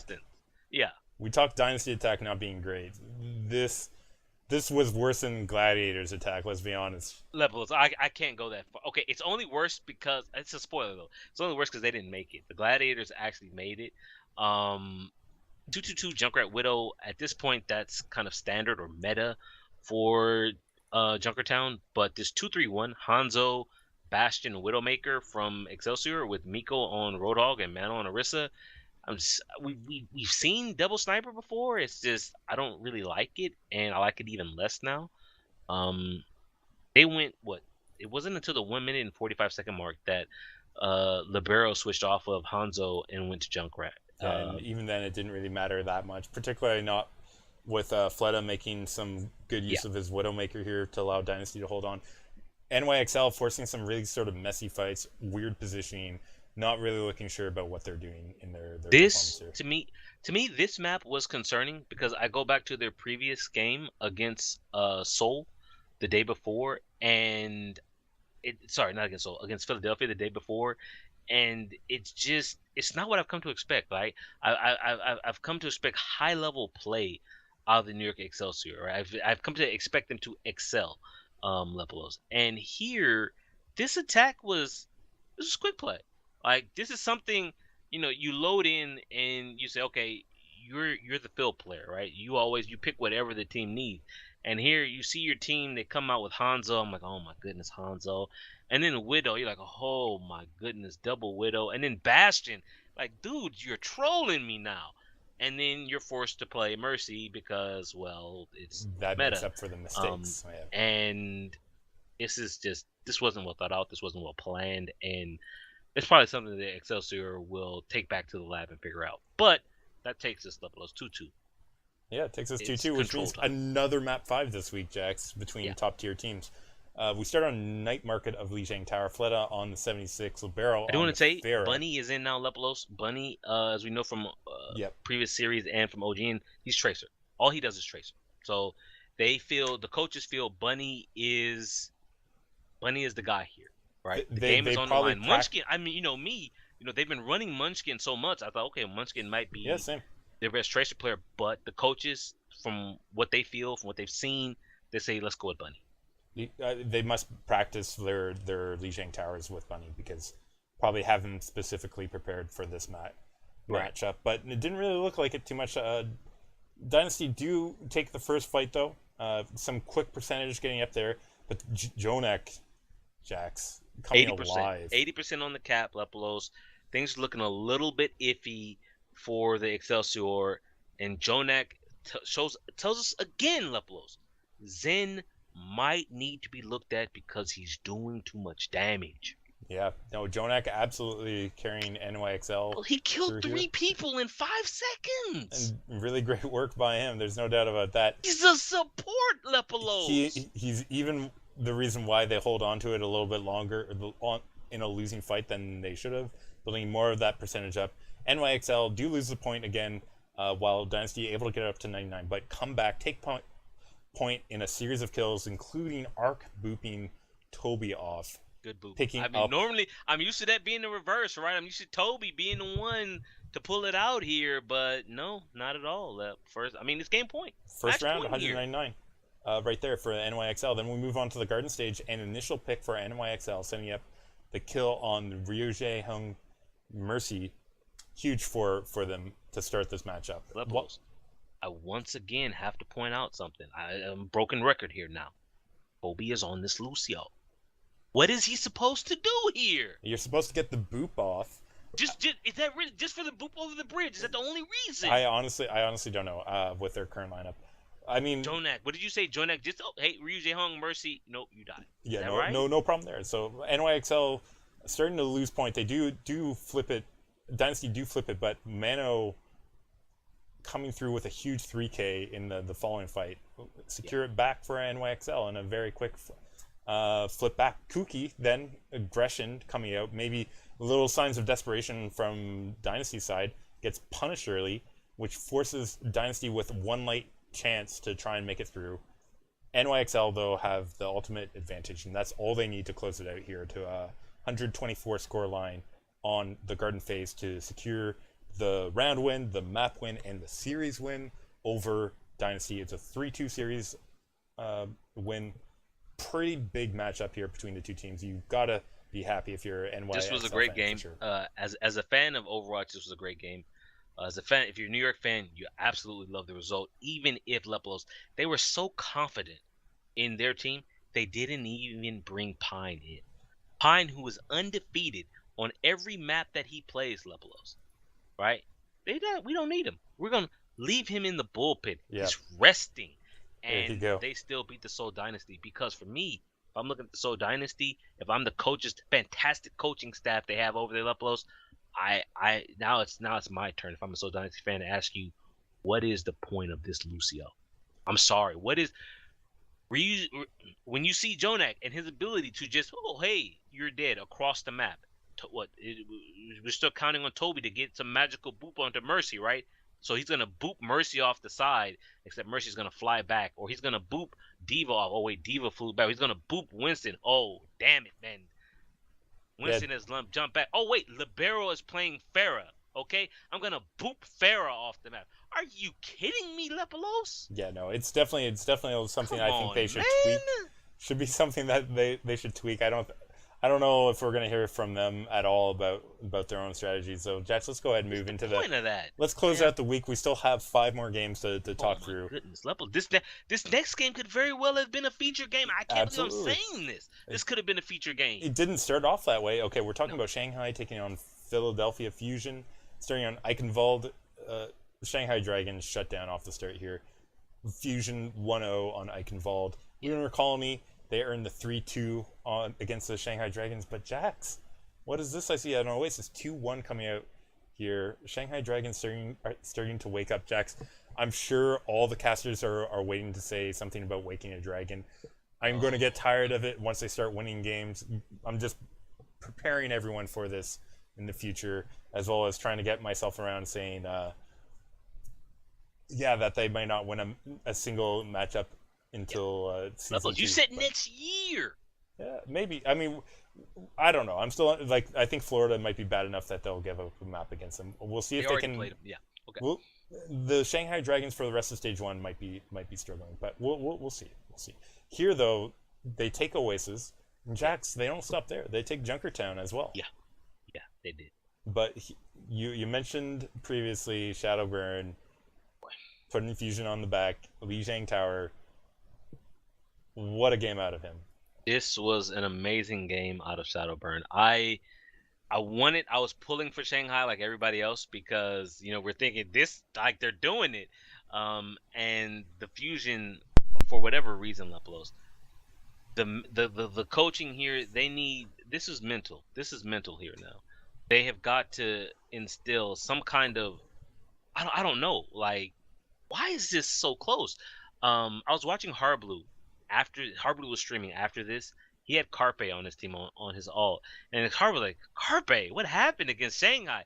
And he was so embarrassed. Like he didn't really answer, but he was like, oh my goodness, because had they lost here, Lepelos, like that is to lose to Shanghai after beating New York. Like, what are you doing?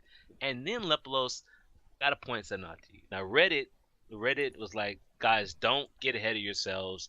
Philly was playing their B team. Like I said before, that's not Shanghai's fault. Shanghai can only play the opponent put in front of them. And I'm looking at this lineup for Philadelphia, right? They ran the same lineup, all 5 maps. There's no Poco, Lepelos. No Poco. So they don't have that explosive diva play.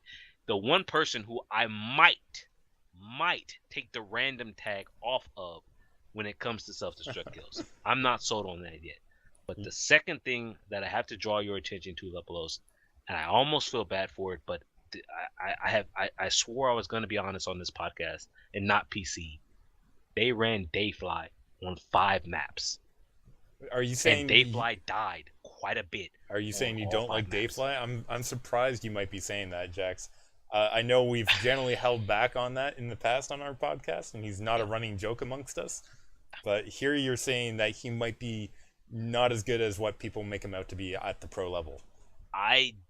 When they hired him, I didn't understand it. I still don't understand it. And what I don't understand, right, we're seeing all these people. Sato is suspended. He can't play for 30 games. I don't even know how far into the season that is, if he can even play this season. Where's Joe Meister, Lepelos? You forgot they even had Joe Meister on the roster. Yeah. No, you're absolutely. Where's he at? Yeah, he's. I believe he's still tweaking the settings and doing the pre-game videos for the Philadelphia Fusion right now. They're pretty well done. At least he seems like a good speaker. So, Philly. I'm sorry. Like people was okay. Well, they won, but I can't get behind them, Lepelos. They're all over the place You here. could tell that their Like, prep was for NYXL.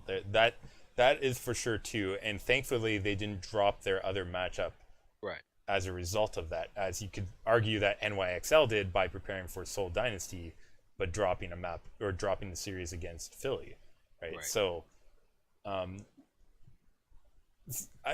not trying to say these are. Well, I mean, these are reasons why Fusion gave up maps for sure, right? Like they didn't go out and say we're going to prepare to counter what Shanghai Dragons are going to throw at us. They like obviously that was in their mind, but the priority had to be on NYXL this week. I think this was a reasonable expectation, and I like to see them getting players in. I'm glad that they pulled it out. Shanghai Dragons, you got to be feeling good that you forced a game 5 out of a team that just beat Twitch chat and Reddit getting behind them, Lepelos. The people are gathering behind Shanghai. I mean, like, listen, the underdog. I'm not sure if it's uniquely. It's definitely not uniquely American. There's enough people everywhere across the world that like underdog stories. It's not everyone. Let's not pretend. People like to say they're underdogs, right? That's what people do a lot, even if you're a winning team. I.e., teams that like Houston, for instance, they're like, yeah, we're the best in the league, and we came from like no, like everyone came from no. Anyways, my point here being Shanghai Dragons importantly getting cheers in the crowd, and I think that will help their confidence a lot, and maybe they weren't expecting that. Like I feel like if Shanghai Dragons came out, sort of got a cold shoulder for the first few weeks and did decently, no one in the local region might get behind them, right? And you look at the difference between them and how people are taking on Florida, and like Florida still seems like a joke to everyone, but people are cheering for Shanghai Dragons because they're putting in effort and they're not. I mean, making because themselves a they joke. put in effort in Lepelos. One of the things that I liked was how humble they were when we saw the statement come out from management, and they admitted to faults, right? And they talked about the work that they're doing to improve it. And you know what, if I'm being honest, what I really just don't like about Florida, they refuse to admit they have made a mistake. Even now, they will come out and say, "No, we're good with the 6 people we have." Yep. No, man, you're not. You are not. And please stop trying to just admit you made a mistake. Okay, Jax. Get the people behind you. But we are way Speaking of over mistakes, oh Jax, let's go ahead and talk about Dallas Fuel, who have had a number of mistakes. We mentioned off the top that they they haven't won a game. Jax, that changes right here, right now against San Francisco Shock. Okay. Eichenwald, though, they gave up this one to a tie. I have to say they had the chance to close this one out. It ended up at 3-3. I do want to say, Lepelos, I'm glad that Nate No Numbers Nanzer and the rest of the officials at the Overwatch League made this change.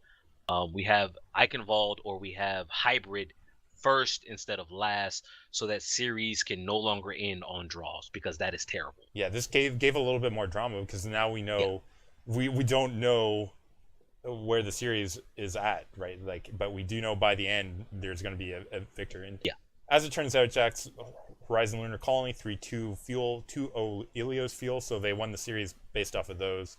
So yes, Junkertown 3-1 victory for Fuel was, another map that they picked up but was unimportant to the win. But better that way than having 3 wins and then a draw, even in this kind of a situation. Anyways, let's go ahead and talk about their second matchup, because this one, Jax, I picked Dallas. I'm not sure. I think you picked Dallas for this one too. If I pop back over to Discord and take a look at it, we both took the Fuel in their matchup against the Boston Uprising.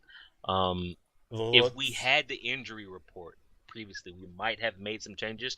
I'm not even talking about Taimu, who was apparently benched, but Coach Kai felt the need to go on Twitter after their games this week to tell us he knows Harry Hook is a good player.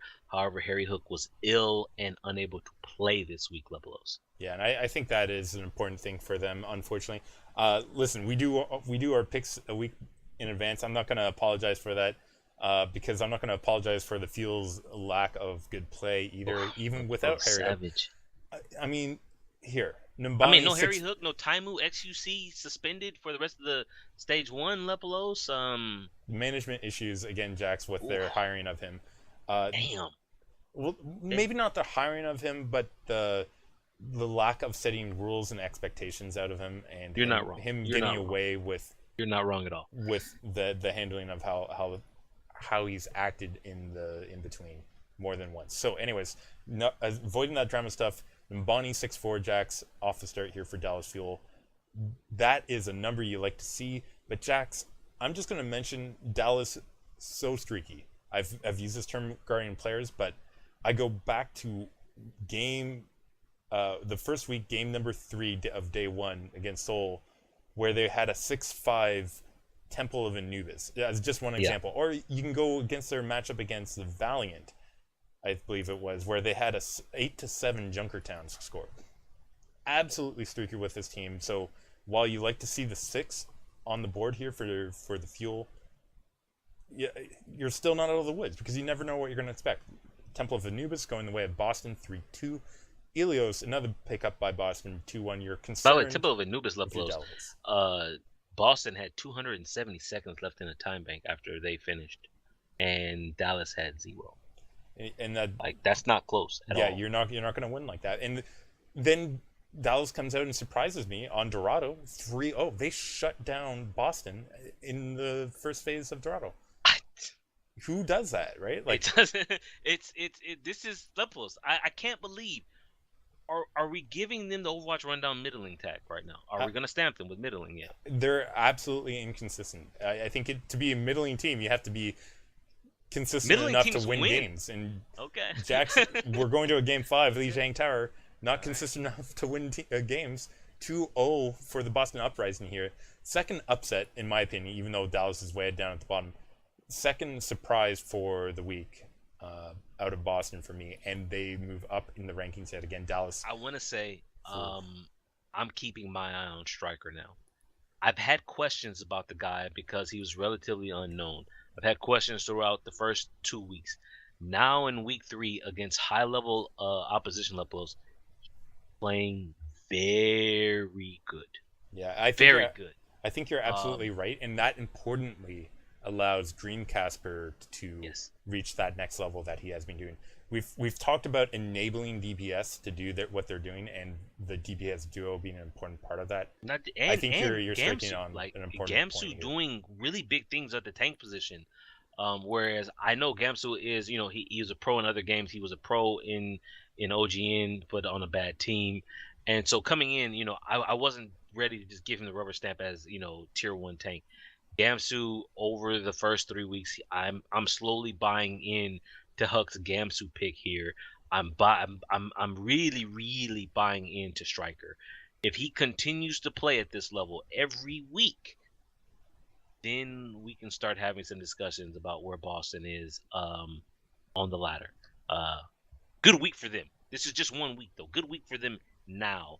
Yeah. Going forward, we'll take a look at that. I mean, we're gonna we do have to take a look forward to them. They do have an important matches coming up. And in fact, for me, it's in the final week that I want to see them do some important work. Looking forward, I'm looking ahead here at the second game of day 4 here. Los Angeles Valiant versus the Florida Mayhem. How did that go, Leplos? Jax, well, the big surprise here. Okay, well, let's go through it. Valiant 3-2 Eichenwald. 2-0 Anubis, bad for Florida. 2-0 Ilios, bad for Florida. Jax, the redeeming thing, you've already lost the game. Doesn't matter at this point. Florida sticks it out, fights hard to secure the Dorado win there on the 3rd point. It was a hard-fought win. You like to see that if you're a losing team, that even though you lost the game, you stuck around and you showed some grit to try and at least earn 1 map in there. Let me ask you something, Lep. We see all these teams play their quote-unquote B rosters, right? They're trying to get players experience. And you and I have talked about this before with the Valiant, specifically Grim Reality. But I'm going to throw another name out there that, Space, right? They have Space and Grim on the roster. You have won the series after Ilios, 3-0, right? You go to Dorado. if you don't put them in here, when do you put these guys in? Jax, I'm pretty sure they're just getting handout right now at this point from the Valiant. Lepelos, is it that bad? It has to be if you're not even going to put them in this kind of a situation. Against Florida, this is what I'm saying. Who else? Like, Who else are you going to put them in? they play Shanghai week 5, but here's the thing: is Shanghai is improving. Yeah. So by week 5, who knows? Shanghai might, it might be tough. Yeah, and so, it's hard for their careers too, right? Like, because they're not getting time on stage at all. Let me ask you then this: do we go through the stage one? How likely is it we go through stage 1 group stages without seeing Space or Grim Reality? I think it's likely at this point. If we didn't see them in this kind of a situation, we're not going to see them. And the flip side of it too, I mentioned like Florida. You like to see a losing team put up a fight, even in a loss. I've mentioned that in the past. Jax, the thing I want to mention on the flip side, winning team, you gotta have that closing out attitude, right? You want to get the shutout. You want to play for the shutout. And they had their A team in, as you mentioned, Jax. They didn't put down their B or C stringers because Valiant has maybe C stringers, I guess you can call Grim Reality in Space, but C, you're at C level now. They're not playing at all, Jax. Like we've seen B players on other top tier teams get chances here on Valiant. They're not even giving them that opportunity. Here they had a pretty strong lineup for the 4th map. They didn't close it out. And Jax, very concerning when I think about Valiant in that kind of an attitude. While they are able, sorry, go ahead. Like while they do have wins over this week over the Gladiators, I'm concerned that they're not going to have that closing out attitude in the fights that really matter that are coming up. I mean, just look back to last week, right? Game 5 against London. They didn't close out at only saying they lost 2-0. So this is something we've talked about that started to fail way back a year ago in the Immortals. They used to have these scrappy fights they used to get through, but they were inconsistent and not able to close out when they needed to. You're right. I mean, Lepelos, you know what I forgot? This how about Verbo? Verbo is there. I talk about Grim in Space. You forgot about Verbo yourself. I guess he's busy fighting videos with Joe Meister right now. They put him on all these, these promotional videos, right? I see them interview. I'm like, well, that's why he's got all the time for these interviews that he's always given. He's a PR person just as much as Joe Meister is. You want to talk about closing out, right? I hate to admit it. The Houston Outlaws have closed out everything this week. They beat the crap out of the Florida Mayhem 4-0. And the Los Angeles Gladiators, Lepelos, in the final game of the week, they left the shields at home. There was no shield to put up. Compared to the Florida, Gladiators did 3 times better. And by that, I mean they took 3 points instead of 1 point. But that's all they got. And it was all on Nimbani. This game was so quick. Nimbani 4-3, and from there, 1-0 Temple Anubis, 2-0 Ilios, 1-0 Dorado. Brutal showing out of the Gladiators. Oh, my goodness. Those cracks have grown, Jax. Oh, my goodness. Lepelos, I told you, or I wrote in Discord, like I said, this is on the podcast. This is all about me being honest. As a fan, I can be honest and say this. This right here, this was the Gladiators I expected to see when the season started. All the other stuff that we've seen, that's bonus. That's gravy on my potatoes, Lepelos, on my meat. Trust me, man. This I'm not surprised by at all. Disappointed, yes. Surprised, no. Because I was thinking, I had a little hope, a little spark in me, the little gladiator, who's trying to rise up from the bottom there and survive, saying, okay, we did okay against the Valiant. We could have had it, but we threw it. And then this performance here, this is terrible. This is beyond terrible. This isn't even competitive. And I don't even know if this is Houston playing this good or the level of their opposition this week, Florida and Gladiators, just being that bad. But Houston, if they can play like this, Lepelos, perhaps we might start moving them up into that top 3 position. Absolutely. It depends on what's happening, particularly in my eyes, with London in the future too. But let's go ahead and close this out. I mean, this was a 4-0 for Houston. Gladiators clearly affected by their loss earlier in the week. Perhaps an emotional team. I don't know, Jax. We'll have to see how that plays out. Interesting week. Probably the best week so far overall. And I don't think you can ask this of every single week. Like, you look at the number of series that went to 5 games. and it was a total of five, I Last think. week, to me, as a viewer who watched every game last week, and I watched every game this week, though not as closely. Six. We had Last week six. I Sorry. was bored at times, and it was Yeah, I know. dragging me down. And this week they had my attention throughout almost. Yeah, there was, like I said, Florida. Sorry, I don't care. And as much as I like the Gladiators, after Temple of Anubis and Ilios, I kind of zoned out on Dorado because that was a beatdown that 5 minutes. Absolutely. But Jax, that takes us into the end of week 3. I think we do we have anything on the rundown this week? I believe we had some We do. PIT. Okay, we're so far over time right now. Like I There is no don't time, even Jax. Let's I just can't run even through. believe it. But Overwatch Pay, I still don't know what's going on with North America. Like these are supposed to be going on at the same time. I still don't have any information on PIT North America, but PIT Europe Leplos is. I think we're through with the group stages. No, there's still two group games left to play. Um, but in Group A, four out Bit of of the a five teams go surprise through. Yeah, for me. I Okay, mean, so in Group A, we have those guys sitting up at top of the group now that this is done. 4-0, Piece of Cake 3-1, Angry Titans 2-2, Eagle Gaming Jacks 1-3, and ENC Esports, a name that's been around in the European yeah. scene, not necessarily at the top, but as one of the competing teams for the tier 2, I guess. They went 0-4 and only took one map. Solid performance out of those guys who topped the group at 4-0 with an 8-1 map line Liplos. Craggy, Kib, Half-a-Cool, Fusions, Block, Crusade, Funny Astro. Like these, I did not have time to watch Cannot these wait. games. I am going to watch when it gets to the playoffs. Overwatch League, I have to be very selective what I watch. But these results coming out of here, especially with I look at Eagle Gaming, Huge issue and out of them.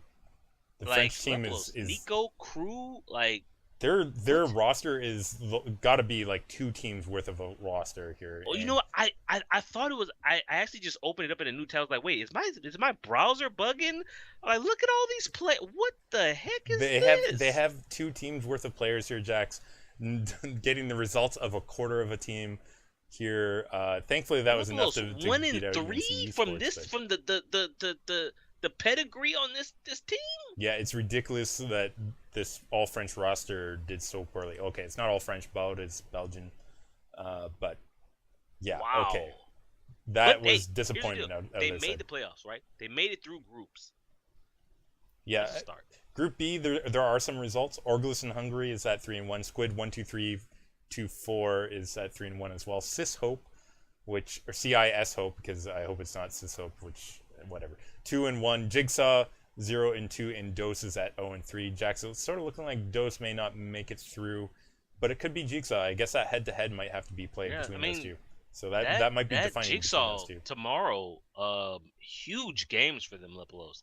I don't think they'll beat Sayas Hope, and I I, think they have to beat Dose to go through here. yeah, and Um, Dose, surprise for me, they have Ube and Honey and Hidan on it, so Ben Best as well. So wow, I wish I had what had like he Dan another one of those fragging supports. So like yeah, so Ube, questionable stuff this happening in Europe. is We've got maybe new blood coming in.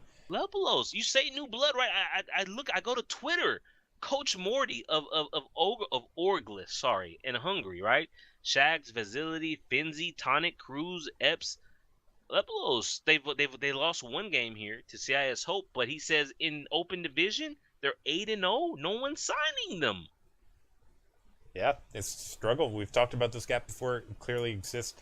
Jax, let's go ahead and move over to, it looks like you have Team Story Chapter 4, which is Group B in China.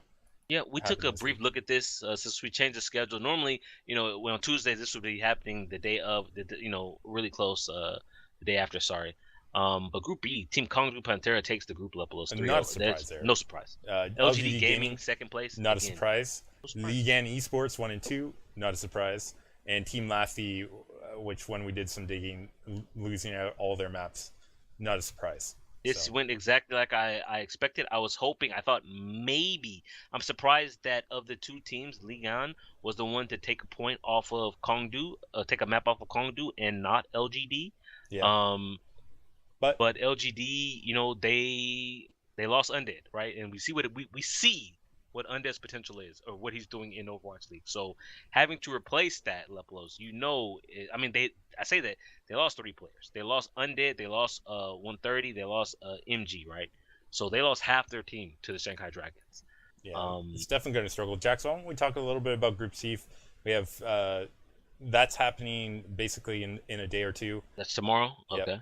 We in that group, just prediction wise, I think Jax, it's probably Runaway, maybe Lucky Features Zenith. No, it's got to be Team CC because I think Zenith is Lucky Features second what team. Is if I'm not this? mistaken. Why do I recognize this that's TIW? I do want to say Team CC is the academy team. For the Shanghai Dragons. Yeah, so the likelihood here being Runaway, Team CC, Lucky Features Zenith, because that's Lucky Features second team as well. Lepelos. In T1W. How concerned are you if Team CC don't make it out of groups? Yeah, that's concerning if your academy team in this rather weak group can't make it through, for sure. That's supposedly your farm team. You want to see them at least do well, even if you don't expect them to take everything. You want to see them get through. We'll have to see the results. We'll come back at you next week with the results here from Group C of Team Story Chapter 4, I believe this was. Yeah. That basically wrapped up our rundown, since we have to wait on more results out of NA before we can even talk about PIT North America. Results? I need teams! Yeah, we don't even know. There's nothing. I honestly don't know, Jax. Anyways, this is where we're sitting at. I believe that leaves us with discussing our predictions for next week in Overwatch League. I'm going to go ahead and start. And I'm going to, while you start that, I'm going to put a link. There's also Assembly. Oh my goodness, I forgot that fast. What they call Assembly Winter, the Finnish tournament, starts on the 2nd of February. So that's an all Finnish tournament for teams. Higanti, the new Higanti, by the way, has been finalized. Their roster was finalized a couple days ago. Int, Nemesis, and FC Latimenis. I did want to say, Lepelos, there are reports. Zappis is not on the Higanti roster. Zappis, Twitter, his Twitter is suggesting that he might be making the move over to Overwatch League. So I just posted a link to Assembly Winter before we jump into Overwatch League. Just click on that right quick. At this point, I can't say for sure it's Higanti. I have never seen them. Yeah. If this was the old Higanti, sure. Int, after the disappointing performance in PIT, I don't know what's this is up in the air. Like this, a lot of things are up in the air. It's up in the air now, right? So we'll keep our eye out. I'm not going to make predictions right now out of these. I can't, Lepus. I don't know. Exactly. We're not that tightly wound around the scrim scene in Europe or North America. This is a 2-day tournament. Starts on the 2nd, ends on the 3rd. I like that. But Jax, let's go ahead and talk about our predictions for the Overwatch League Week 4.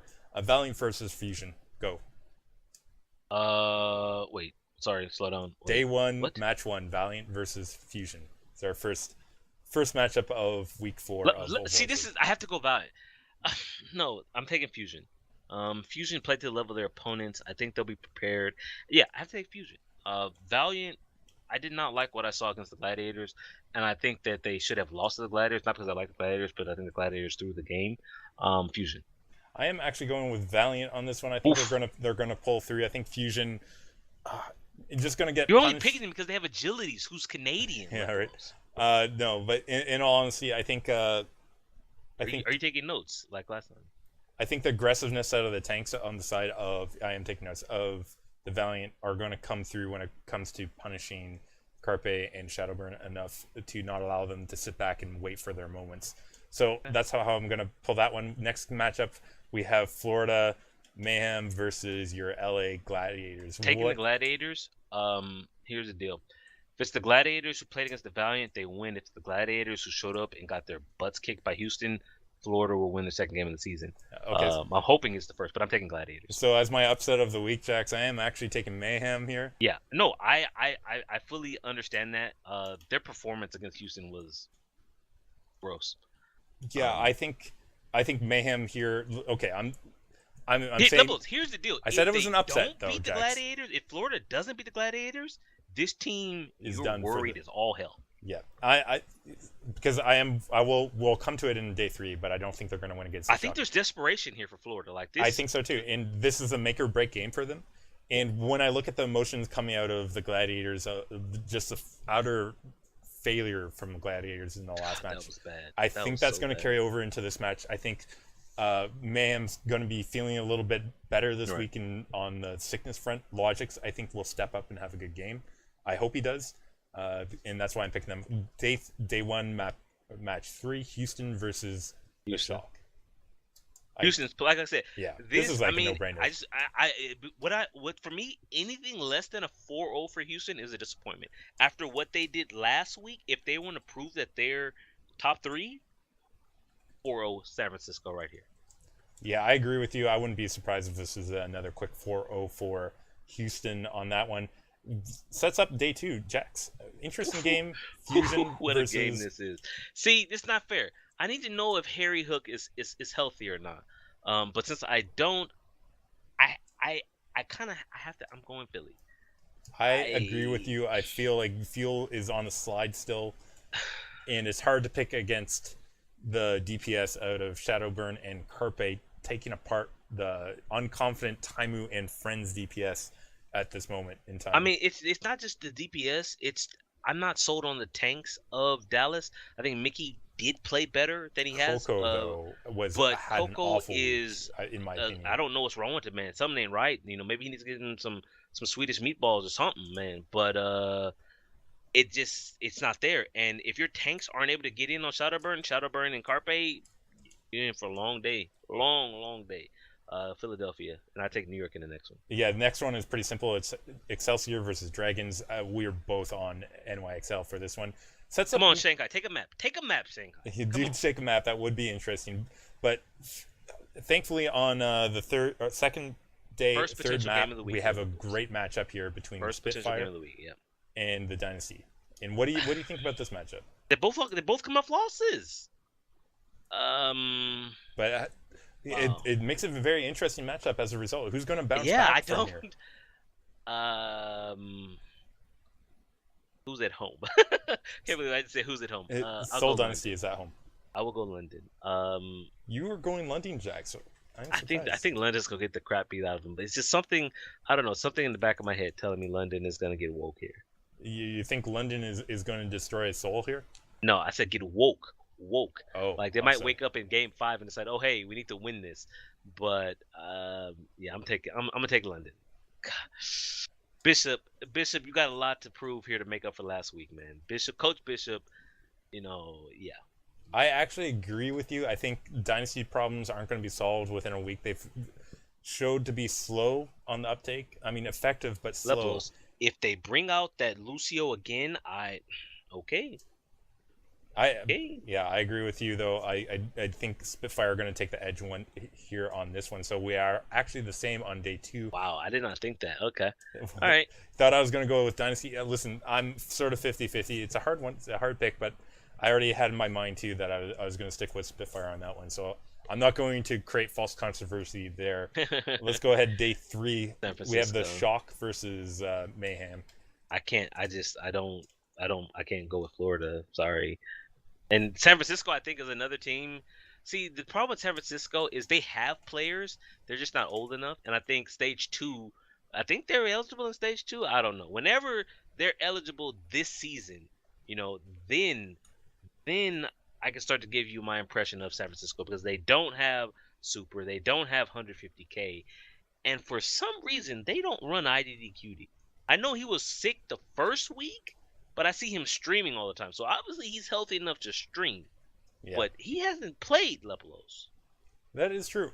But yeah, I have to go with Shock here as well. Mayhem, while I picked them over the Gladiators, I'm considering the failure out of the Gladiators coming out. Shock, while they've had their moments of weakness, I think they're going to be more prepared for this matchup than Gladiators will be on the Wednesday matchup. So I think they'll come through. It might be a close one, actually. I think Baby Bay is going to slaughter Florida. Yeah, if Baby Bay is I really do. I really think Florida's going to have trouble containing him. But Lepelos, this next game. What a game this will be. The potential here, because you have Seoul versus the Houston Outlaws, for those who aren't aware. Seoul, I think, if our predictions come true, they will have lost their second game. And it's very easy to fall into that losing streak, Lepelos. Houston, if our predictions are true, will have won their third straight game 4-0. Of course, Seoul is, the level of opposition that Seoul provides them is much higher than the Gladiators, San Francisco, and Florida. Right. I'm taking Seoul because I think the pedigree that they have is it's not gonna allow for a third straight loss here.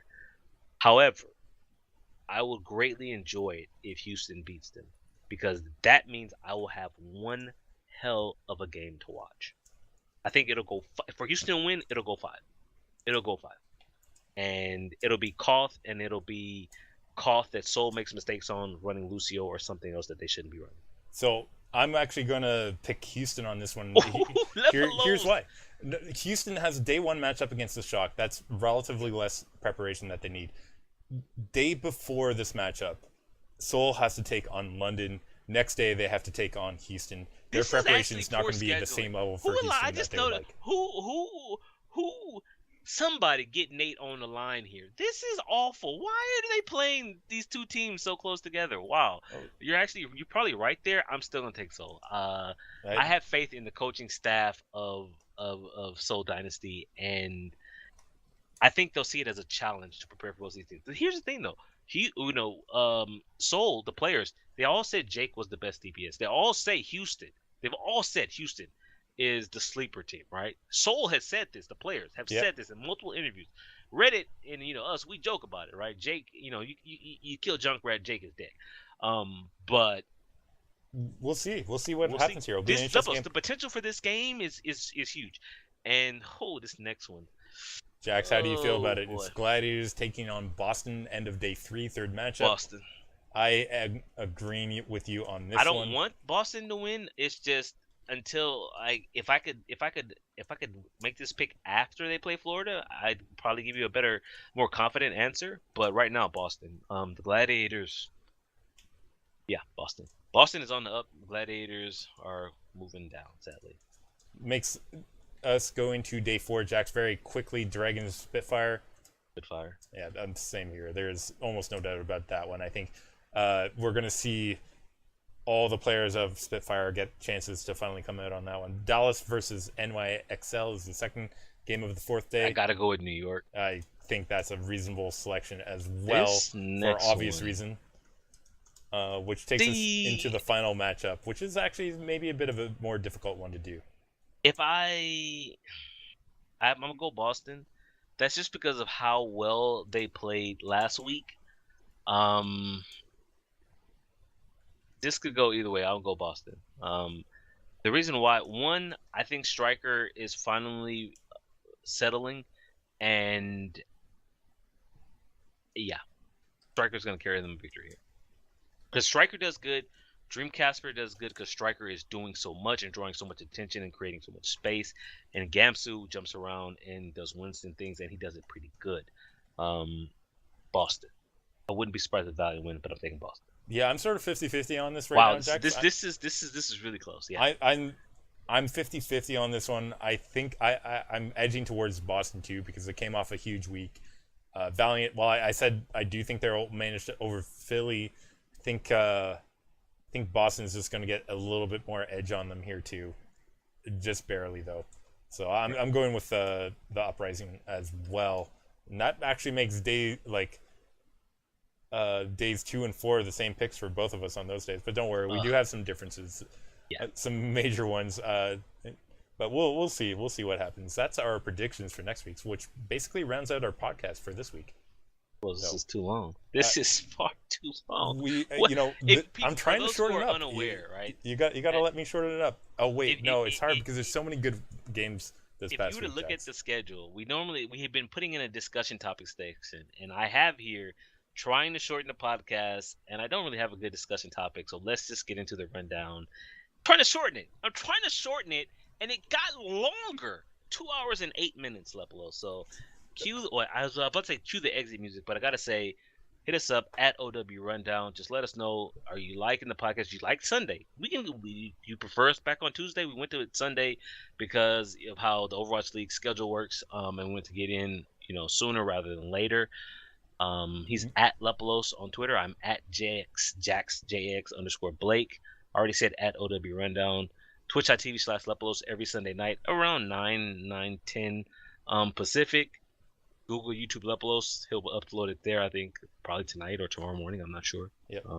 I'm missing anything else, Lepolos? Yeah, check out the Discord too. We have a running conversation.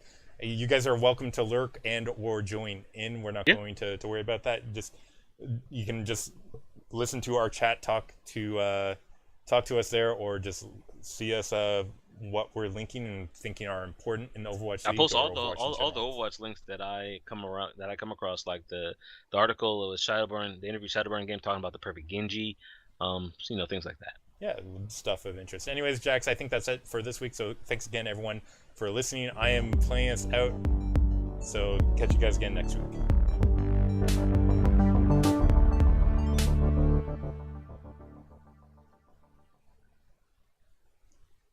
Jax, we did it. No talking over the music this time.